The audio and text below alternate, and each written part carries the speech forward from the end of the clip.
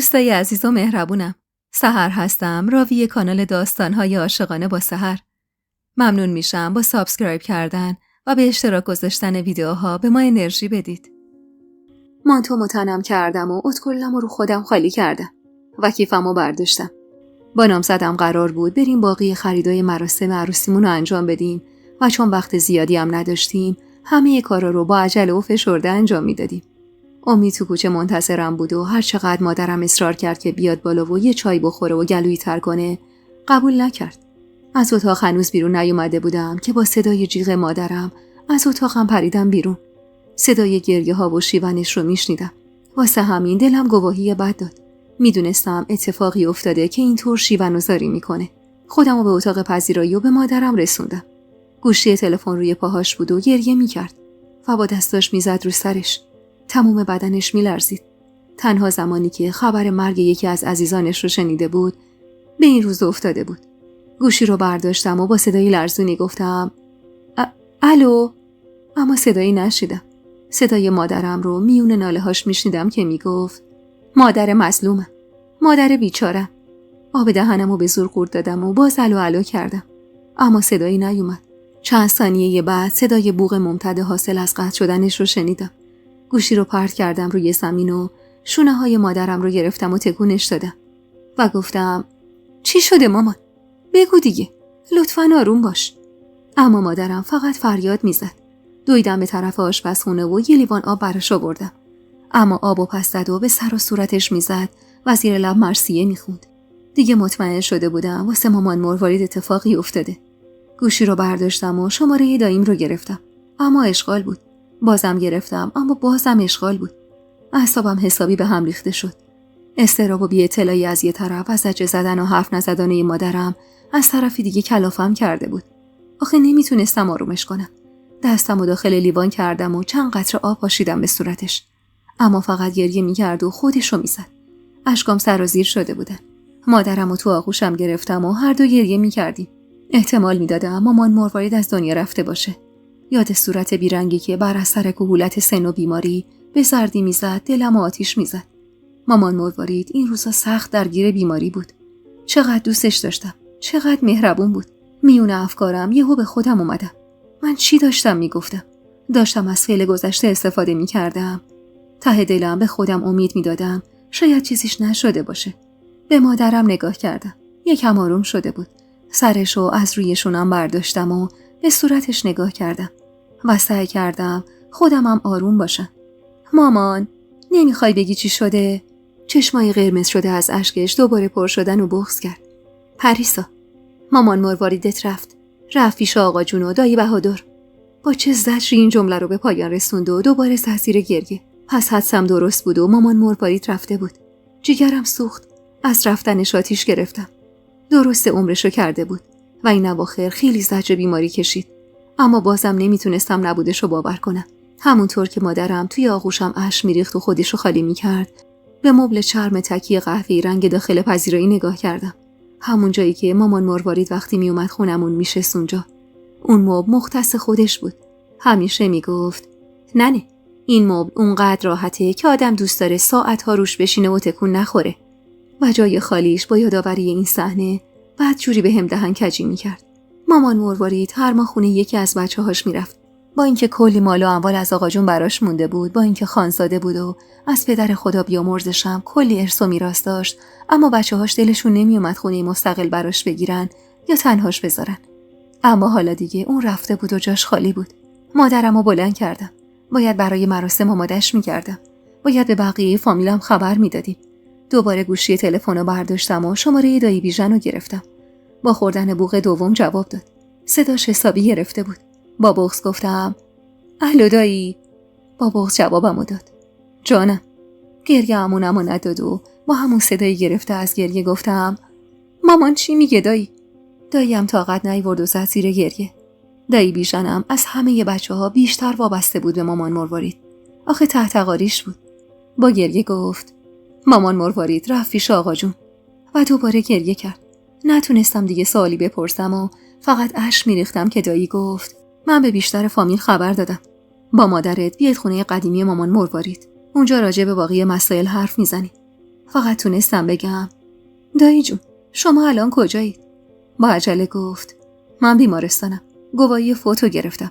فعلا جنازه باید اینجا باشه تا کارای اداریش انجام بشه و فردا به خاک بسپری. اصلا باورم نمیشد داره راجع به مامان مروارید صحبت میکنه. راجع به مراسمای اون. وای خدایا، اصلا فکرشو نمیکردم که همچین روزی رو ببینم. من بدون مامان مرواریدم میمردم. من بدون نوازشش، بدون حرفای شیرینش که میزد، بدون قصه هایی که از گذشتش برام میگفت، بدون اون چطور میتونستم زندگی کنم. با دایی خداحافظی کردم و تلفنو گذاشتم و رفتم پیش مادرم. هنوزم داشت اشک میریخت. بلندش کردم و زیر بغلش رو گرفتم و آروم بردمش سمت اتاقش. جلوی کشو نشست و بیرمق لباس مشکیاشو برداشت. دستای لرزون مادرمو که دیدم سعی کردم کمکش کنم. ساکش رو از کمد دیواری بیرون آوردم و گذاشتم کنارش. بالاخره ممکن بود مجبور باشه چند روزی رو خونه قدیمی مامان مروارید بمونه. برای همین باید وسایل شخصیش پیشش باشه.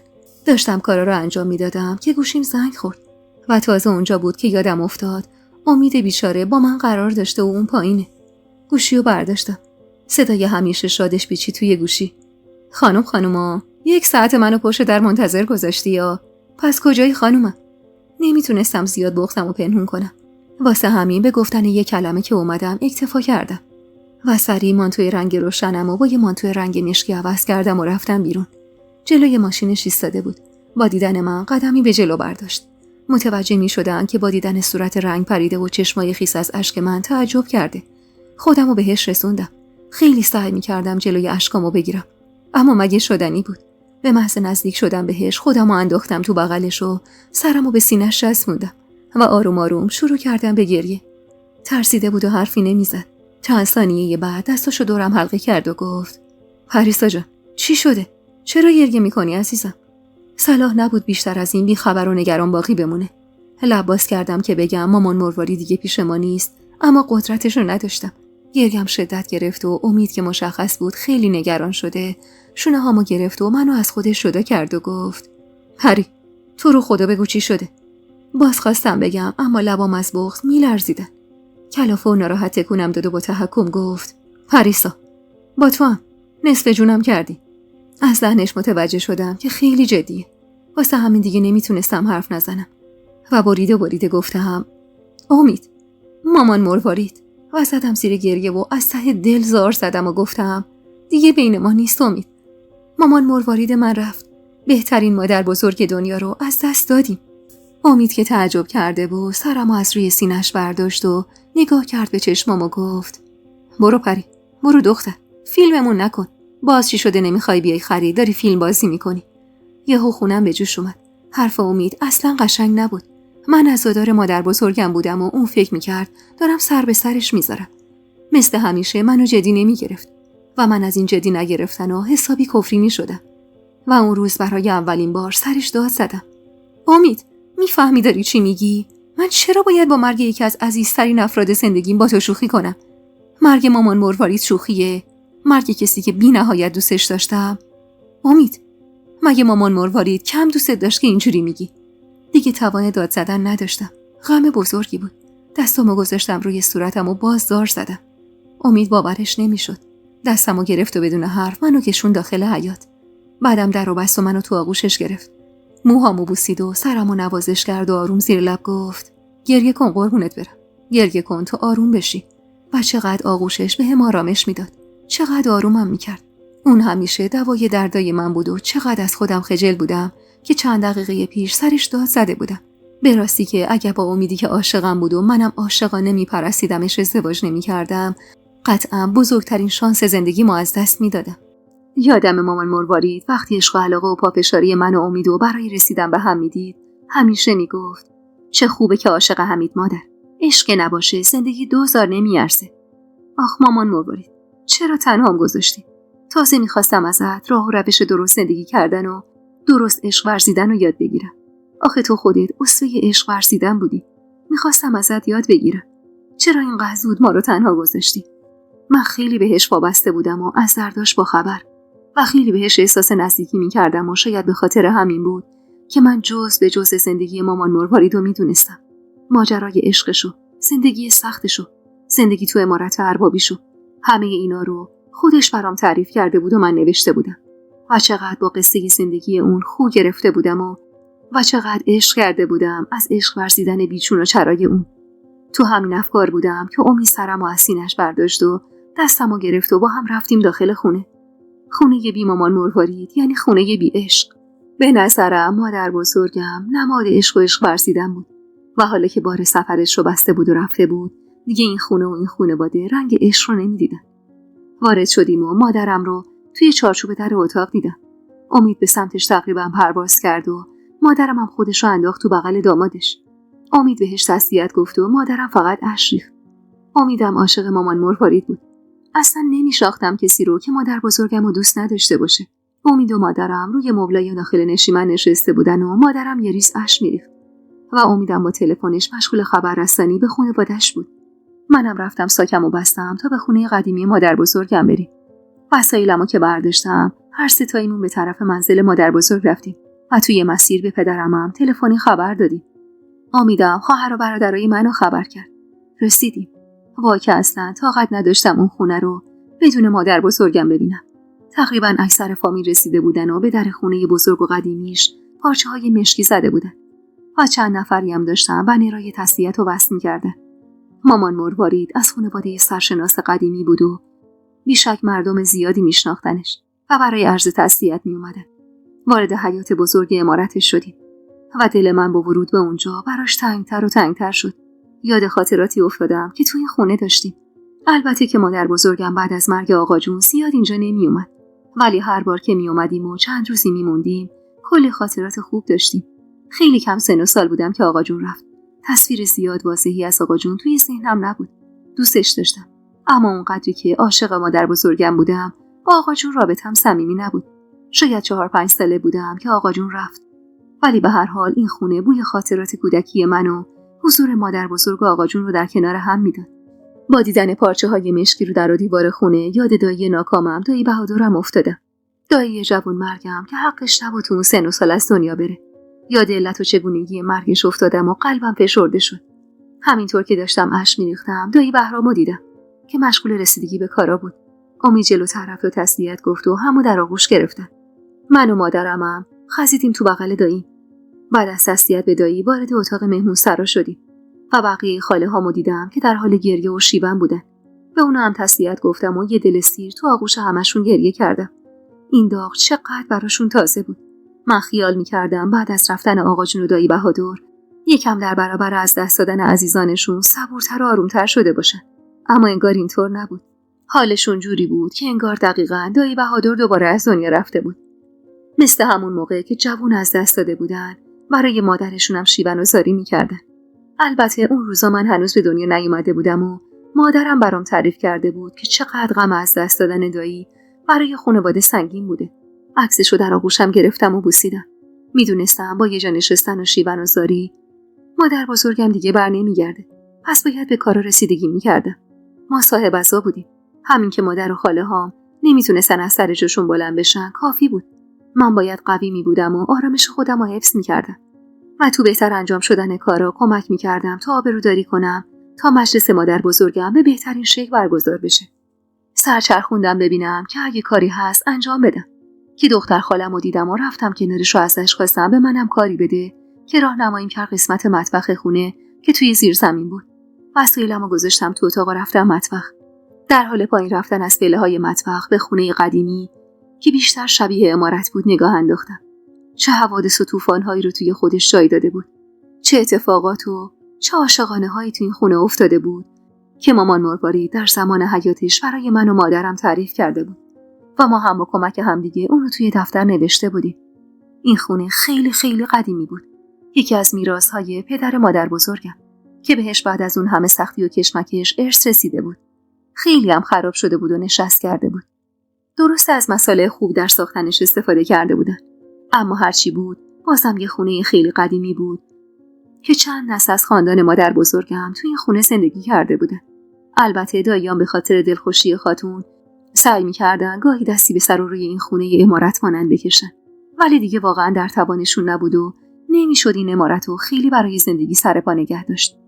مادر بزرگم هم که ترجیح میداد کنار بچه‌هاش باشه و فقط وصیت کرده بود که وقتی از دنیا رفت بیارنش تو این خونه، اول بچرخوننش تا با خاطراتش ودا کنه و بعد به خاک بسپرنش. و تمام مراسماش هم باید تو همین خونه طبق وصیتش انجام میشد. دایی بهرام میگفت چشم میراث فرهنگی به این خونه است و همین روزاست که بیاد و دست بذاره روش. وارد مطبخ که شدم چند تا زن از همسایه‌ها مشغول رسیدگی به امور بودن و 2-3 نفری هم حلوا میپختن. همین که وارد شدم اقدس خانم از اقوام دور خاتون جلو اومد و صورتمو بوسید و تسلیت گفت. بقیه هم به تبعیت از اقدس خانم به من تسلیت گفتن. 1-2 نفرشون دخترای همسایه‌های قدیمی مادر بزرگم بودن که به محض ورودم نشناختم، ولی بعد خودشونو معرفی کردن. منم مشغول شدم و حلواها رو تزیین کردم. اما خیلی سخت بود. خیلی سخت بود که من داشتم حلوای کسی رو تزیین می‌کردم که با جون و دل می‌پرستیدمش. به مادر بزرگم احساس نزدیکی زیادی می‌کردم، به خصوص بعد از اینکه سرنوشتش رو توی دفترم نوشته بودم. در حالی که داشتم کار انجام میدادم به اون و زندگیش فکر می‌کردم و به اون همه مال و اموالی که حالا دیگه ارزشی براش نداشتن.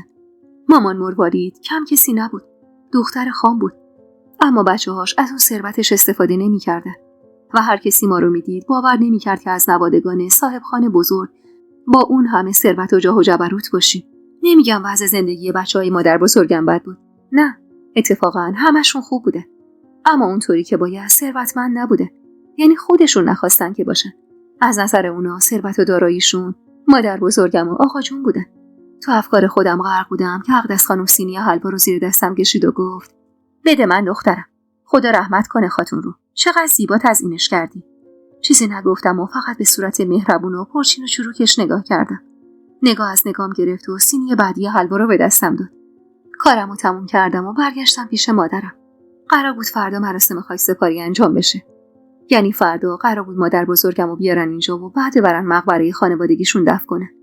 مادر بزرگم روستای آب و اجدادیشو خیلی دوست داشت و پدر و مادرش هم اونجا دفن بوده، اما به خاطر آقا جون و دایی جوون مرگم دوست داشت تو شهر و کنار اونا دفن بشه. اون شب یکی از بدترین شبای زندگی من بود. شبی که دوست نداشتم سحر بشه. تمام شب و پلک روی هم نذاشتم. تمام شب بی صدا برای خاتون اشک میریختم. توی یکی از اتاقا تنها نشسته بودم و به کسی اجازه ورود نمیدادم. حتی نام زدم امید. خاله ها و مادرم هم مثل من فقط اشک میریختن و عزاداری میکردن. سر جمع شاید تا صبح تونستیم 2 ساعت بخوابیم. اونم به خاطر تشرای دایی بیژن که میگفت میخوای دست با در بیایید و شماها رو هم مثل مامان مروارید از دست بدم. بالاخره دایی با کلی حرف زدن و بس تونست همه رو راضی کنه که حداقل 2 ساعتی تا صبح بخوابن. چون روزای آینده روزای سختی بود. روزایی که باید در برابر غم از دست دادن عزیزمون قوی و محکم میموندیم و همینطور هم عزاداری میکردیم. بالاخره صبح اون روزشون فرا رسید. مادر بزرگم آوردن و توی عمارت قدیمیش چرخوندن و روشو کنار زدن تا خانواده برای آخرین بار باهاش ودا کنن. آخ که چه قیامتی به پا شد اون لحظه. مادرم و خاله ها فریاد میکشیدن و تمام نوه ها هم جیغ میزدن. وقتی روشو کنار زدن با تمام عشق به چهره نورانیش نگاه کردم.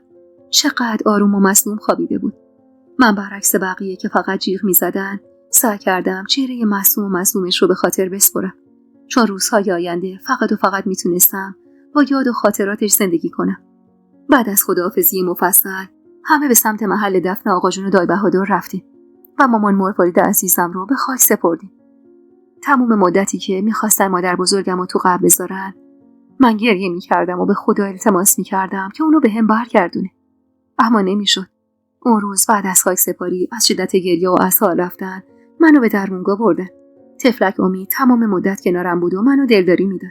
تو تمام مدتی که تو درمانگاه منتظر بودم تا سرمم تموم بشه یاد اون روزایی که مادر بزرگم بانی خیر میشد و از من میخواست تا تو تهیه جایزیه برای دخترای دم وقت نیازمند کمکش کنم افتادم.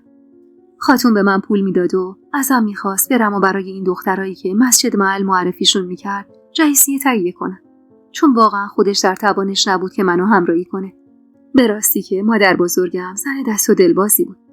اون شب با همه دردی که توی روح و جسمم داشتم باز به خونه خاتون برگشتم و کنار بقیه بودم و مراسم‌ها یکی پس از دیگری برپا می‌شدن و روزها می‌گذشتن. مادر بزرگم حدوداً 96 سالش بود که از دنیا رفت، اما برای من رفتنش خیلی سخت بود. انگار که یه جوونه 20 ساله رو از دست داده بودم. یادمه تا 40مش حال زیاد خوشی نداشتم و اکثر اوقات برای اینکه آروم بشم میرفتم سر مزارش.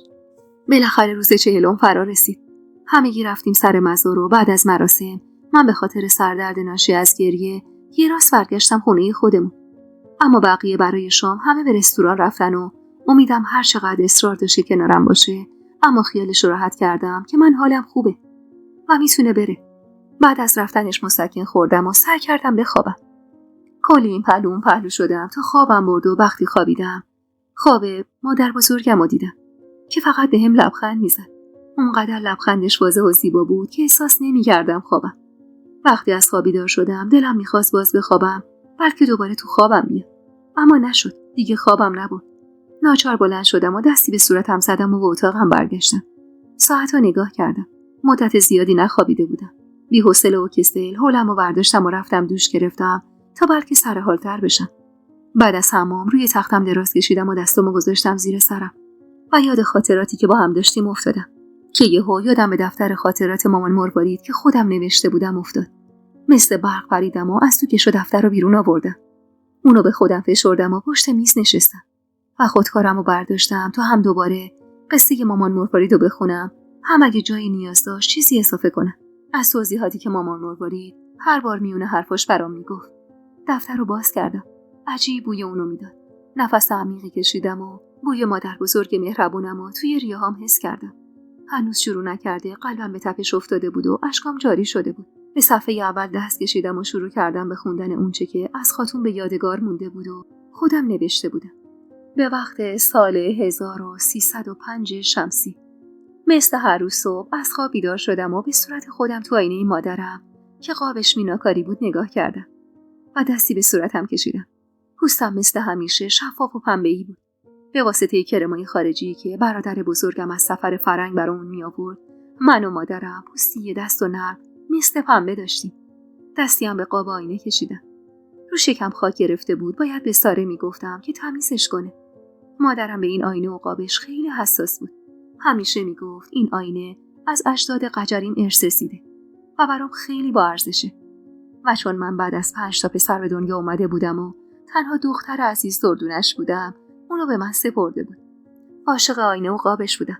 نه به خاطر اینکه واسه اجداد مادرمه که حالا چند سالیه که شایشون برکنار شده و فقط خاندانشون موندن و اونم دیگه جرئت ندارن خودی نشون بدن و فقط به اصل نسب قجریشون اونم مخفیانه توی منزلشون افتخار میکنن که مادرم هم از نسلشونه. بلکه به خاطر میناکاریای دورش عاشقش بودم. به خاطر اینکه وقتی میخواستم خودم رو تو اون ببینم اول محو قاب زیباش میشدم. انگار جادویی بود. آرزو داشتم این هنر رو یاد بگیرم. اما تو روستایی به این بزرگی که از قضا پدر خودم هم اربابش بود، هیچ بنی بشری پیدا نمیشد که این هنر رو بلد باشه و به دیگرانم آموزش بده. از آینه و نقش و نگارش دل کندم و موهای مشکی و بلندم و شونه زدم. و لباس عوض کردم و آماده شدم که بریم برای صرف صبحونه. توی عمارت بزرگ پدرم اون روزم مثل همیشه پر از هیاهو و شور و نشاط بود. کلفت نوکرای آقام بازم در تکاپو بودن تا هرچه سریعتر دستورات آقا جانم رو به نحو احسن انجام بدن. آقا جانم خیلی ثروتمند و پرقدرت بود. یکی از ارباب‌های مقتدر در بین روستاهای شهرمون بود که بعد از پدرش میراثدار زمین‌ها و املاک بسیار زیاد خانوادگیمون شده بود. البته که روستامون روستای خیلی بزرگی بود و چون بزرگ بود به ارباب قدرتمندی هم احتیاج داشت که آقا جانم برای اداره این روستا هم قدرتمند بود، هم ثروتمند. مردم روستا هم عاشقش بودن. در عین حال که جذبه داشت، مهربون و باگذشت بود و دست به خیر بود و کمک احوال همه. پدرم از تنبیه رعیت متنفر بود، برخلاف پدرش که همیشه یه شلاق دستش بود و هر کدوم از رعایا که یکم از فرمانش سرپیچی می‌کردن رو زیر بار کتک و شلاق می‌گرفت. اگر روزی رعیتی به درستی روی زمینی که کار می‌کرد محصولش رو کاشت یا برداشت نمی‌کرد، اون روز مرگش بود و پدر بزرگم چنان فلکش می‌کرد که هفته‌ها نمی‌تونست روی پای خودش راه بره. پدر بزرگم اهل خون و خونریزی بود و اعتقاد داشت اگر رعیتی وظیفش رو انجام نده، اون به عنوان خان و ارباب حتی حق داره اونا رو بکشه. پدر بزرگم برای پابرجا موندن قدرتش هر کاری میکرد. قلبش از سنگ بود و اعتقاد داشت مرد باید سرسخت باشه تا بتونه از میراث خانوادگیش حفاظت کنه، تا اینکه بتونه سالهای سال ارباب بمونه. مرد بسیار سرکشی بود که اهل شکار و تیراندازی بود، عاشق شکار آهو و تو این رشته مهارت باور نکردنی داشت. برادرای منم گویا از اون به ارث برده بودن که اینطور شکارچیای قهاری بودن. پدرم هم اهل شکار بود. تیراندازیش هم خوب بود. اما دلرحم بود و دلش نمیومد خونی بریزه. نه تنها رعیتاش، حتی روی حیونا هم حساس بود. اما پدر بزرگ برخلاف پدر از کشت و کشتار لذت فراوانی می‌برد. البته من پدر بزرگم رو هیچ وقت ندیده بودم. اینا رو هم مادرم برام تعریف می‌کرد. آخه دل خوشی ازش نداشت. گاهی از کارا و ستمایی که بهش روا داشته بود میگفت و چشماش پر از اشک میشد. از این تعاریف مادرم نسبت به پدر بزرگم همیشه متعجب بودم. چطور پسرش صاحب خان که پدر من بود اینقدر مهربون و باگذشت بود. پدر بزرگم البته گویا این اخلاق بدش رو از پدر و اجدادش به ارث برده بود. حتی رودابه دایی پدرم گاهی برام تعریف میکرد که تو زمانای قدیم مردم به خاطر تفاوت‌های صاحب خان پدرت با پدرش اسدالله خان توی روستا چو انداخته بودن که صاحب خان پسر اسدالله خان نیست. اما رفته رفته با شباهت چهره زیاد صاحب خان به پدرش تمام این فرضیه‌ها اشتباه شده بود و تمام مردم فهمیده بودن که صاحب خان پسر واقعی اسدالله خانه. رودابه همیشه معتقد بود که رفتار مهربون پدرم به مادر بزرگم رفته. مادر بزرگم زن مهربون و دلسوزی بود، درست برخلاف همسرش. به در اتاق غذاخوری رسیدم. مظفر خدمتکار مخصوص پدرم در رو باز کرد و منو به داخل راهنمایی کرد. مثل هر روز رفتم کنار مادرم. سر سفره غذا هر کسی جای مخصوص خودشو داشت. آقا جانم به نسل خیلی اهمیت میدادن. برادرام دور سفره به ترتیب سن نشسته بودن. 5 تا برادر داشتم. رستم برادر بزرگم که فرهنگ بود و تحصیل میکرد و از من 12 سالی بزرگتر بود، یعنی 24 ساله. و سالی یه بارم به ایران میومد. آخه سر زدن به خونه پدری مثل حالا نبود. خیلی کار دشوار و سختی بود و با کشتی میسر میشد. و مدت‌ها طول می‌کشید تا اون مسیر رو طی کنه و از روسیه بیاد و به روستا برسه. برای همین سالی یه بار البته اگه میتونست میومد. رستم از نظر چهره خیلی شبیه پدرم بود. و از بچگیم علاقه زیادی به تحصیل داشت و واسه همینم پدرم فرستادش فرنگ تا فرد تحصیل کرده‌ای به بار بیاد و به قول پدرم بعدها که قرار بود خانه ده بشه یه خانه تحصیل کرده باشه. و برعکس برادرای دیگه‌ام اصلا علاقه‌ای به شکار نداشت. روحیش لطیف بود. رستم علاوه بر چهره از نظر اخلاقم به پدرم خیلی شباهت داشت. برادر دومم سهراب مغرور و لجباز، درست شبیه دایی، خودرأی بود. ذره‌ای محبت در دل این پسر وجود نداشت. بی‌رحم بود، درست شبیه پدر بزرگم اسدالله خان. عاشق شکار و از درس خوندن فراری. 2 سالی از رستم کوچیک‌تر بود و از نظر چهره تلفیقی از چهره مادرم و پدرم بود. برادر سومم سحن، اون هم 3 سال از رستم کوچیک‌تر بود. عاشق شکار و کمی هم علاقه‌مند به درس و تحصیل. سحن یکم از سهراب مهربون‌تر بود، اما همچنان مغرور ولی پرجذبه. اونم عاشق شکار بود. خلق و خوی اونم کمی شبیه به پدر بزرگم بود، اما پشت اون چهره مغرورش قلب مهربونی داشت. و من از همه برادرام بیشتر دوستش داشتم و اونم بیشتر از بقیه هوامو داشت. اگه خاری به دست و پا میرفت، این سحن بود که آسمون و زمین رو به هم میدوخت. از لحاظ چهره هم شباهت خیلی زیادی به مادرم داشت. 4مین برادرم اسفندیار بود. 18 ساله بود و پر از غرور. عاشق سفر و شکار، اونم خلق و خوش مثل سهراب بود. خودخواه و خودرأی. به قول مادرم اصلا بچه سر به راهی نبود. اسفندیارم عاشق خون و خونریزی و شکار بود و رحمی به دل نداشت. مادرم میگفت چهرش خیلی شبیه به مادر بزرگ پدریمه. اما آخرین برادرم که 3 سال از من بزرگتر بود، اسمش داراب بود. داراب اما برخلاف بقیه برادرام شر و شیطون و شوخ‌طبع. از سپیده صبح که از خواب پا میشد مشغول شیطنت و سر به سر گذاشتن اهالی امارت بود و به همین ترتیب روزشو به شب میرسون. یادم نمیاد داراب تو کل زندگیش هیچ چیزی رو جدی گرفته باشه. از نظر چهره هم خیلی شبیه پدر بزرگ مادریم بود. پدر بزرگ مادریمو ندیده بودم ولی مادرم اینجوری میگفت. بعد از سحن به داراب علاقه زیادی داشتم. داراب از درس و حسابیات به شدت فراری بود. با هم همبازی بودیم. همیشه کنارم بود جز مواقعی که درس میخوندم. ولی یه چیزش با بقیه برادرام خیلی فرق داشت. این که اصلا حتی نمیتونست تفنگو تو دستش بگیره. اون عاشق سفالگری و شک دادن به گلا بود. کنار مطبخ داخل حیاط پدرم یه کارگاه کوچیک براش ساخته بود تا اونجا هنرش رو شکوفا کنه. برادرام همگی روی زمینای کشاورزی پدرم نظارت داشتن. یا اینکه حساب و کتاب زمینا و املاک پدرم رو در دست داشتن. پدرم به هر کدومشون یه وظیفه‌ای داده بود تا هم کاری داشته باشن و هم در آینده بی جیره و مواجب نمونن. اما من مرواری، تک دختر امارت ارباب و به قول آقا جانم گلابتون خونه اربابی، شیطون و عاشق درس خوندن بودم. چهرم کاملا شبیه مادرم بود. چشمای مشکی و کشیده، بینی کوچیک و لبای به قول امروزیا قلبه‌ای و قرمز و ابروهای کمونی و پیوندی. مادرم همیشه قربون صدقه ابروهام میرفت و میگفت تصدقت بشم که چهرتم قجریه. مادرم همیشه سعی میکرد لباسه سبک قجری تنم کنه و میگفت چهرت که کم از شاه دختای قجری نداره، پس باید لباس پوشیدنتم شبیه اونا باشه. روحیم هم کامل شبیه پدرم بود. از جنگ و جدل و بد اخلاقی بیزار بودم. ما 6 تا بچه پشت به پشت با اختلاف سنیای 2-3 سال و شایدم 1 سال به دنیا اومده بودیم و به قول رودابه دایه پدرم صاحب خان که الهی تصدقش بشم عاشق تولید مثل و زاد و ولد و بر جای گذاشتن میراثدار از خودش بود. رودابه وقتی با اون لهجه شیرین محلیش اینا رو ادا می‌کرد من از خنده ریسه می‌رفتم.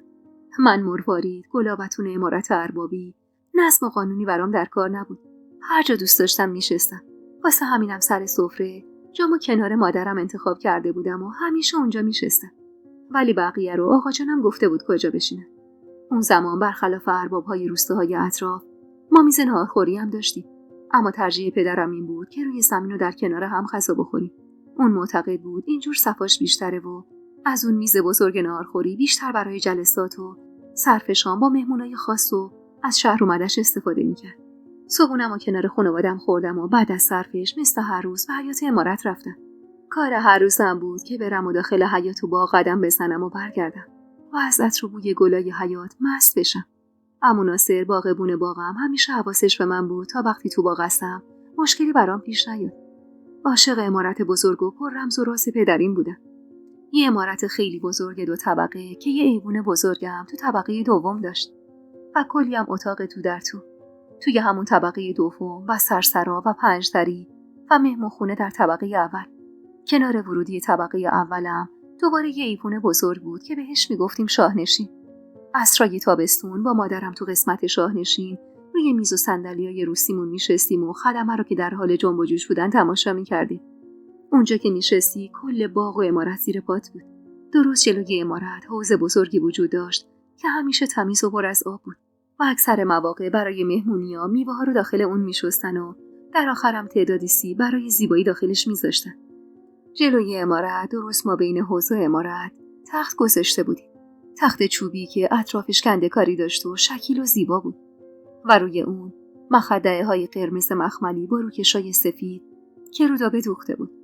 برای عصرای با صفای تابستون حیاط یا همون باغ عمارتم بزرگ و درختکاری شده بود و پر از گل بود و یه مطبخ بزرگم گوشه باغ داشتیم که خدمه اونجا مشغول آشپزی بودن و پشت عمارت هم یه ساختمون کوچیک برای استراحت خدمه بود.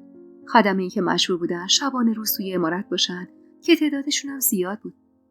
و طرف دیگه یه باغ بزرگ عمارت هم استبل بود. پدرم و برادرام اسب داشتن و منم یه کار اسب زیبا داشتم. پدرم علاوه بر این عمارت یه باغ عمارت دیگه هم توی ایلاق داشت و یه خونه هم تو تهران داشت و کلی باغ و املاک دیگه که تو همه این املاک هم 2-3 نفری سرایدار داشت که به امور خونه ها در نبودش رسیدگی کنن و اگر هم تصمیم گرفتیم خانوادگی یا با مهمونامون بریم اونا خونه رو مرتب و تمیز و آماده پذیرایی از خانواده خان و مهمونای اون می‌کردن. پدرم بارها تصمیم داشت اداره روستا رو به دست برادرم بسپره و به تهران بریم و زندگی شهری داشته باشیم. اما رستم برادر بزرگم که بعد از پدرم قرار بود خان باشه ایران نبود و از سهرابم خاطر جمع نبود و همین که به خاطر اصل و نسب قجری مادرم ترجیح میداد از چشم حکومت جدید دور باشه و فقط یه ماه از سال و اونم اگر در روستا کاری نبود به اونجا میرفتیم. مادرم از یه خانواده اصیل و قجری که چند پشتش به ناصرالدین شاه میرسید و از مادری هم نسبت نزدیکی با مادر احمدشاه قاجار داشت بود. همیشه هم به اصل و نسبش مینازید. ولی بعد از برکناری احمدشاه سعی می‌کرد زیاد توی چشم نباشه و خیلی هم دیگه اصل و نسبش رو به رخ غریبه ها نمی‌کشید. البته اینجور که مادرم می‌ترسید نبود و اصلا حکومت جدید کاری به اقوام قجری نداشت. اما خب چون شایعاتی در تهران سر زبون افتاده بود مادرم می‌ترسید که نکنه چون از نوادگان ناصرالدین شاه و احمدشاه بلای سر خودش و خانواده‌اش بیارن. مادرم زن مهربون و باگذشتی بود. به قول حلیمه خدمتکار مخصوص مادرم اگه زن باگذشتی نبود نمیتونست سالها با همچون پدر شوهری خودخواهی سر کنه. تمام خدمه عمارت هم مادرم رو دوست داشتن. معصوم و باگذشت بود و عاشق پدرم بود. اما هرگز این عشق و بروز نمیداد. چون اون موقع ها اصلا رسم بر این نبود که عشق رو علنی کنه. فقط از لوپا و گونه های سرخ شدهش موقعی که با پدرم حرف میزد و یا پدرم با اون حرف میزد میشد فهمید که چقدر عاشق آقا جانمه. وقتی آقا جانم اونو خطا به صحبتاش قرار میداد حسابی گل از گلش میشگفت. مادرم واقعا پدرمو میپرستید و هیچ وقت اجازه نمیداد کسی پشت سرش حرفی بزنه یا هیچ کدوم از ما بچه‌ها از دستورش سرپیچی کنیم. از بچگیم خیلی خاطرات زیادی به یاد ندارم. فقط چند تصویر مپ از 5-6 سالگیم توی همین باغ عمارت. ولی از 8-9 سالگی یکم خاطرات بیشتری به یاد دارم. از شیطنت‌ها و بازیای سهند و داراب با من. و دست گلای داراب که اون موقع‌ها هنوز کارگاه کوچیکشو نداشت و کنار باغچه گلبازی می‌کرد. از دویدن و بازی کردنمون دور حوض بزرگ وسط عمارت با بچه‌های عمو فرهاد. از شکستن چندین گلدون گل شمدونی به دست داراب. اصلا شاید همین شکستن گلدونا باعث شد تا داراب به سفالگری علاقه پیدا کنه تا بلکه بتونه عوض گلدونایی که شکسته بود گلدون جدید بسازه. کسی چه میدونه؟ از اون زمان شاهنامه خونیای پدرم رو یاد دارم. تو شبای طولانی زمستون که هنوز رستم به فرنگ نرفته بود همه دور کرسی جمع می شدیم و مادرم انارتون میکرد و پدرم شاهنامه میخوند. مادرم با وجود داشتن کلفت و نوکر توی عمارت این قبیل کارها رو انجام نمیداد. اما پدرم خوردن انارای دون شده رو فقط و فقط با دستای مادرم دوست داشت و بهش میگفت خودت باید دون کنی. این محفل خصوصی خانواده ماست و نمیخوام پای کلفت و نوکر رو به اینجا باز بشه. هرچند کوتاه. بعدها که بزرگتر شدم فهمیدم که پدرم با زبان بی زبانی داره به مادرم عشق می‌ورزه و عاشق این بود که مادرم انار دون کنه و خود شاهنامه بخونه. وزیر نور چراغ گردسوز به چشمای مشتاق مادرم هر از گاهی نگاه بندازه و مست اون چشمای معصومش بشه. هنوزم طعم اون انارا و عطر گل پرش زیر دندونمه. هنوزم صدای طنین خوش پدرم موقع خوندن شاهنامه تو گوشمه. پدرم عاشق شاهنامه بود. به خاطر همینم اسم 3 برادرام رو از شاهنامه گرفته بود. عطر خوش غذاهای نصری روز عاشورا که توی دیگای بزرگ داخل حیاط عمارت برپا می‌شد و آقا جانم خودش شخصا بهشون نظارت می‌کرد هنوز یادمه.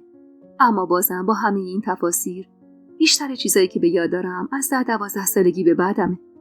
اون روز بعد از صبحونه در حال قدم زدن توی حیاط عمارت بزرگ پدریم بودم که متوجه شدم طبیب وارد عمارت شد.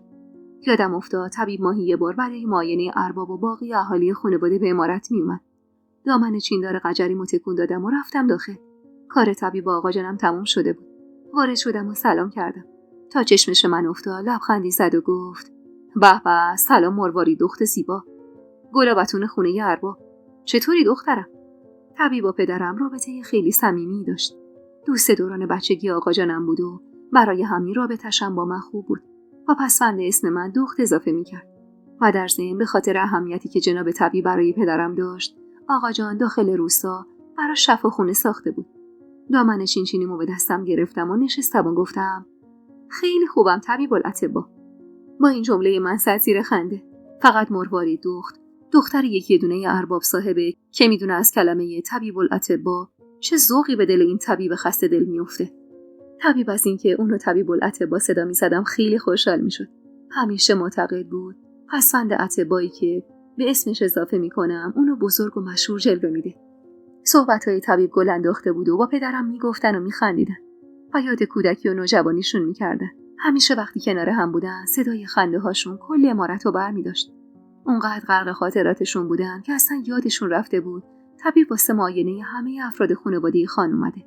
منم چیزی نگفتم و اونا رو به حال خودشون گذاشتم. اجازه‌ای گرفتم و اتاقو ترک کردم. حوصله‌ام سر رفته بود. دوستی هم نداشتم. یعنی کسی از دخترای روستا جرئت نداشت به تک دختر ارباب نزدیک بشه. هیچ کسی خودشو در شأن دختر ارباب نمیدونست که بخواد دوستش بشه. دوستای من دخترای عمو فرهادم بودن. خانه‌ای که از روستاهای اطراف که اونم به خاطر مشغله‌های عمو فرهاد و پدرم هر 2-3 ماه یه بار پا به روستای ما میذاشتن. و ما هم مثل اونا هر چند ماه یه بار به دیدارشون میرفتیم. عمو فرهاد پسر عموی پدرم بود.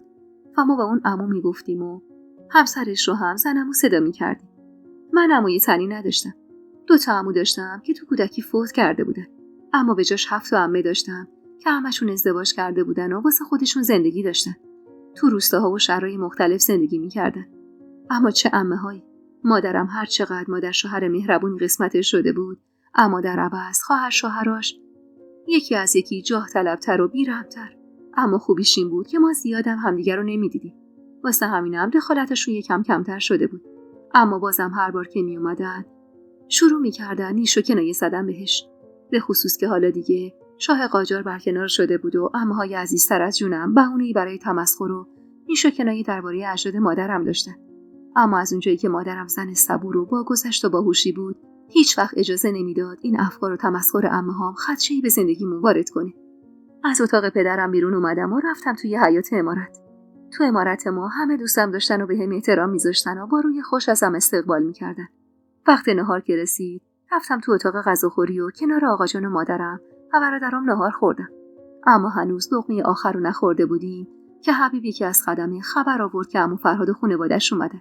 خانواده عمو وارد شدن و شیرین و ستاره و زن عمو هم پشت سرش. با دیدن شیرین و ستاره ذوق زده در آغوششون گرفتم و اونا هم کنار ما مشغول صرف نهار شدن. کنار اونا اونقدر شاد بودم که گذر زمانو فراموش می‌کردم. عمو فرهاد و خانواده‌اش یه هفته‌ای مهمونمون بودن و کنار شیرین و ستاره کلی خوش می‌گذروندیم و هر ستاییمون با هم تو حیاط می‌دویدیم و می‌خندیدیم. زن عمو هر از گاهی روی ایوون میومد و با صدای بلند میگفت: دخترا، شما ارباب ساده‌اید. در شأنتون نیست اینطور قهقهه بزنید و داخل حیاط بدوید. باید بیاید کنار ما بشینید و خانوم باشید و خانومی کردن رو یاد بگیرید. اما مادرم سعی می‌کرد اونو با آرامش دعوت کنه و میشنیدم که میگفت: محلقا جان، چی کارشون داری؟ بذار بچگی کنه. چند صباح دیگه که مثل من و تو رفتن خونه یه شوهر، اون وقت خانومی میکنه. زنمو هم ساکت میشد و دوباره شروع میکردن به پچ کردن و خندیدن با هم. زنمو زن مهربونی به نظر میرسید. البته کمی بدعنقی و بدخلقی داشت، اما تو تموم این 12 سالی که میشناختمش چیز خاصی ازش ندیده بودم. همیشه اونو زن مهربون و خانواده دوست میدیدم که حتی با اخلاقای بد و تند عمو فرهاد کنار میومد. اما هیچ وقت تصورش رو هم نمی‌کردم که اگه موقعیتش عوض بشه، زنمو همیشه یکی بدتر از عمه‌هامو ورق برمیگرده. و اینو من بعدها فهمیدم. عمو فرهادم درست خلق و خوی شبیه به پدر بزرگم که عموش میشد داشت. مادرم میگفت فرهاد خان پاش که بیفته و موقعیتش که باشه، حتی ظالم‌تر و سرسخت‌تر از اسدالله خانه. مادرم درست میگفت. عمو فرهاد خیلی بد اخلاق بود، اما چون پدر ستاره و شیرین بود خیلی دوستش داشتن. توی این یه هفته‌ای که خانواده عمو فرهاد کنار ما بودن، من پچ‌پچ‌های از تو عمارت توسط مادرم و زنم و بقیه خدمه و حتی ستاره و شیرین میشنیدم. 12 سالم بود، اما بیشتر از سنم میفهمیدم و متوجه شده بودم که یه خبرایی هست تو عمارت. همیشه مادرم میگفت اونقدر بیشتر از سنت میفهمی که مطمئنم خیلی زود شوهر میکنی و رو دستم نمیمونی. البته اینا رو همیشه به خنده و شوخی میگفت، وگرنه هیچ وقت برای سن ازدواج من سختگیری نمیکرد، چون اونقدر به آقا جانم اعتماد داشت که میدونست آقا جان به موقع منو شوهر میده و از حول حلیم داخل دیگ نمیافته و منو به هر کس و ناکسی نمیده. پچ‌پچ‌ها داخل عمارت بیشتر و بیشتر میشدن و منم متوجه شده بودم که این پچ‌پچ‌ها دارن نوید ورود یه خواستگار رو به اون خونه میدن. اما هیچ احساسی برای ورود خواستگار نداشتم. فقط دلم میخواست همیشه عروس خانواده‌ای با اصل و نسب مثل خانواده خودمون بشم. از سن و سال ازدواجم برام مهم نبود، چون میدونستم دختر بالاخره باید ازدواج کنه. اون زمان دخترها از 9 سالگی شوهر میکردن، اما من دختر ارباب بودم و پدرم تا همین لحظه که 12 سالم بود اجازه نداده بود خواستگار بیاد برام و معتقد بود باید تا 6 درسمو بخونم. اما انگار این بار واقعا یه خبرایی بود. بعد از یه هفته خانواده عمو فرهاد عزم رفتن داشتن. زنمو سعی داشت خیلی عادی رفتار کنه، اما میفهمیدم که داره بیشتر از قبل بهم محبت میکنه. منم اونو دوست داشتم و تا به حال ازش بدی ندیده بودم. مهمونا رفتن و عمارت ارباب بازم شکل و بوی قبل رو به خودش گرفت. این میون اما نگاه‌های پرمعنی آقا جانم رو احساس می‌کردم. وقتی کنارش بودم یا صحبتی می‌کردم، چند ثانیه‌ای به چهرم خیره می‌شد. آقا جان عاشقم بود. اون زمان پدرها معمولا خیلی با اباحت بودن و عشقشون رو زیاد نثار بچه‌هاشون نمی‌کردن. اما آقا جان من با اینکه ارباب بود با بقیه فرق داشت. من دختر یکی دونش بودم. برای همه جذبه داشت جز من. حتی به برادرام امر و نهی می‌کرد و همیشه خواسته هاشون رو اجابت نمی‌کرد. اما برای من اصلاً اینجوری نبود. مادرم اما نه خوشحال بود نه ناراحت.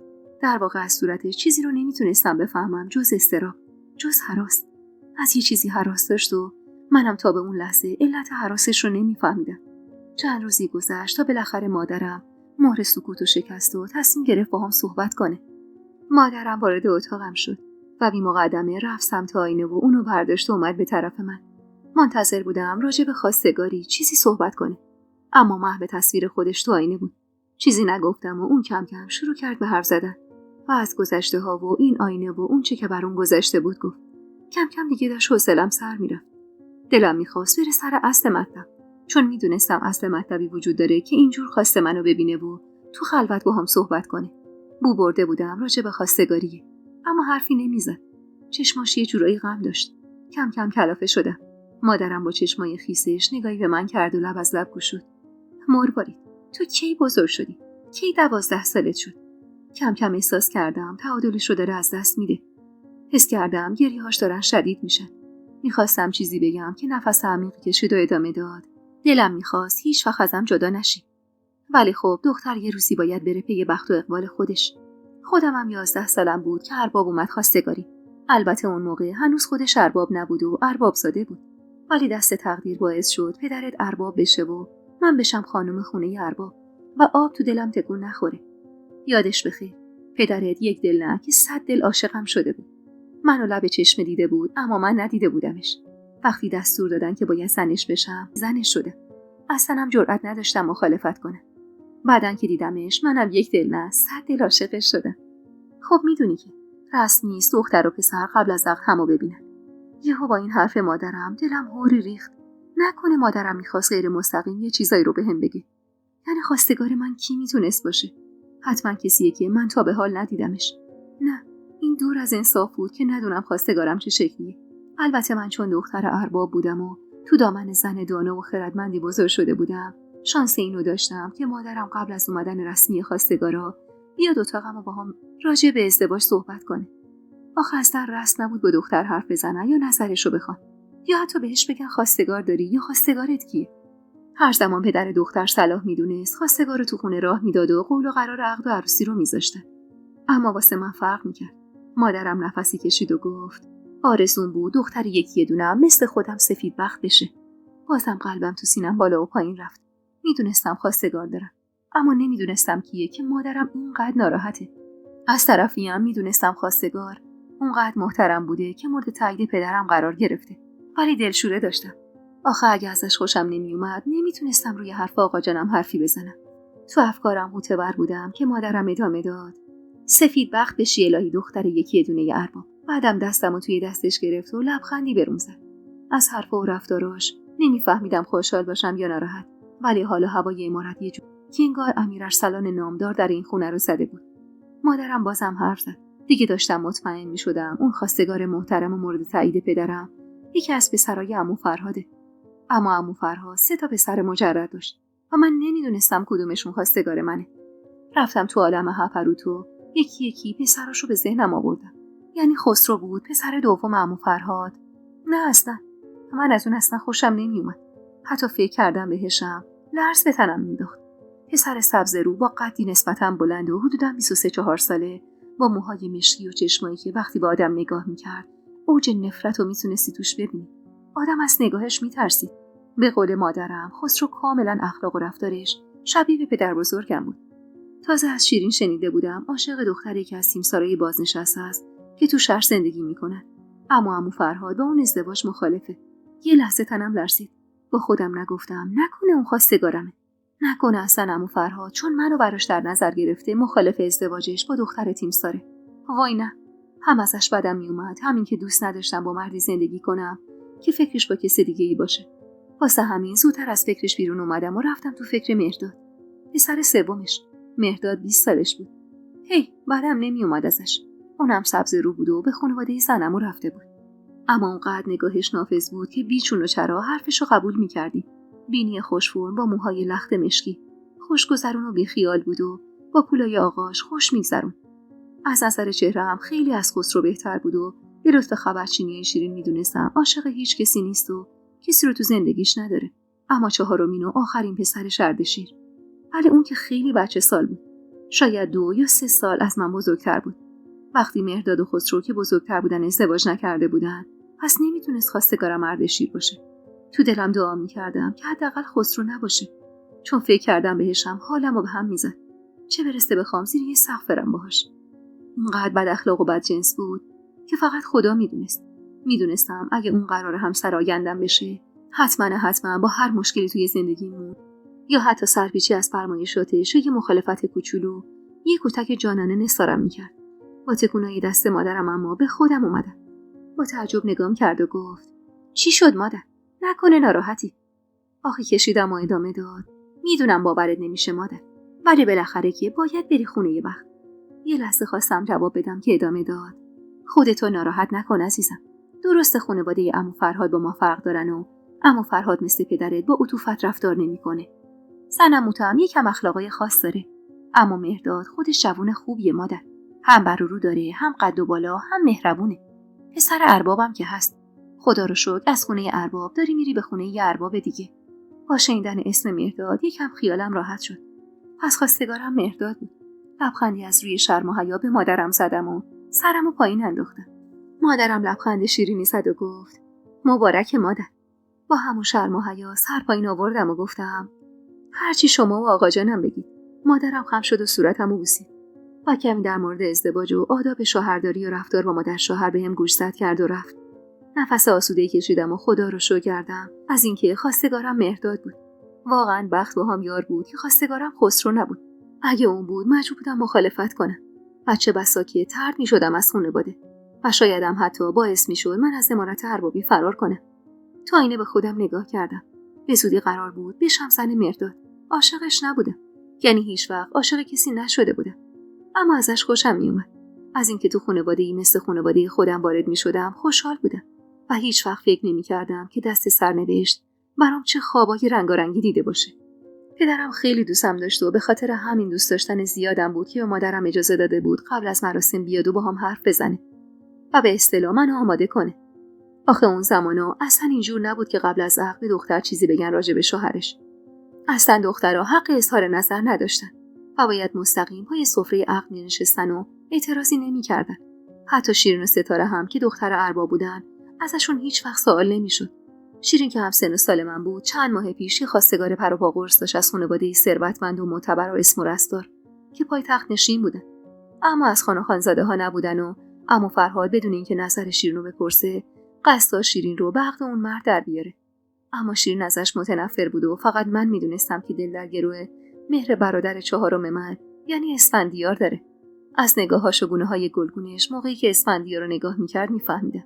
اما صد حیف که اسفندیار اصلا اهل عشق و عاشقی نبود. خواستگار شیرین 18 سال ازش بزرگتر بود و زن دیگه‌ای هم داشت. اما عمو فرهاد به خاطر موقعیتش می‌خواست شیرین رو به عقدش در بیاره. شیرین هم هر چقدر مخالفت و اعتراض کرده بود و قهر کرده بود، اما عمو فرهاد به هیچ کدوم از اینا اهمیت نمیداد و حتی شیرین رو به خاطر اعتراض و مخالفتش کتکم زده بود و فلک کرده بود. اما از شانس خوش شیرین اون خواستگار درست 1 هفته قبل از خواستگاری رسمی از شیرین از دنیا رفته بود. تمام اون روز تو فکر مهرداد بودم. قرار بود شوهرم بشه. قرار بود لباس عروس بپوشم. ذوق و شوق داشتم. با اینکه تو خانواده پرمحبتی بزرگ شده بودم، اما مقتضای سنم بود که تشنه توجه باشم. توجهی که میدونستم وقتی عروس میشم به دست میارم، بدون اینکه اخلاق و رفتار مهرداد برام ذره اهمیت داشته باشه. چون مهرداد از بچگی میشناختم و فامیلمون بود. واسه همین فکر میکردم همینقدر کافی باشه. فکر میکردم حالا دیگه میشم خوشبخت‌ترین عروس فامیل. عروسی که خودش دختر ارباب بود و عروسی یه ارباب سرشناس دیگه میشد.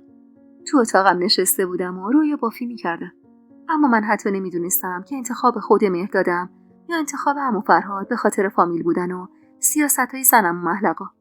من فقط به فکر لباس عروس سفید و تور روی سرم بودم. اون روز اونقدر به فکر عروسی خودم و مهرداد فرو رفتم که بالاخره خسته شدم و رفتم توی حیاط. سر و صدای سهندو میشنیدم که سر به سر رودابه میذاشت و میخندید. رودابه هم طبق معمول غر میزد و سهندو نصیحت میکرد. از اینکه دیدم سهند برگشته بود به خونه خوشحال شدم. به طرفش رفتم. مهربون ترین برادرم بود و در همیشه و همه حال حتی موقع سختیاشم برای من وقت و حوصله داشت. منو که از دور دید دست از سر رودابه برداشت و لبخند مهربونش رو به روی من زد. دندونای سالم و یه دستش نمایان شد. سیبیلای پرپشت و منظمش رو مرتب کرد و نگاهش رو به نگاهم دوخت. آخ که من میمردم واسه این برادر تر و تمیز و مرتبم. خیلی با هم صمیمی بودیم.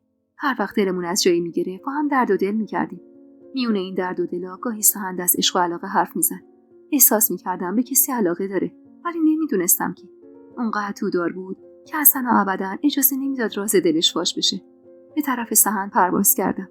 همونطور که اون هم به طرفم میومد شال دور کمرش رو باز میکرد.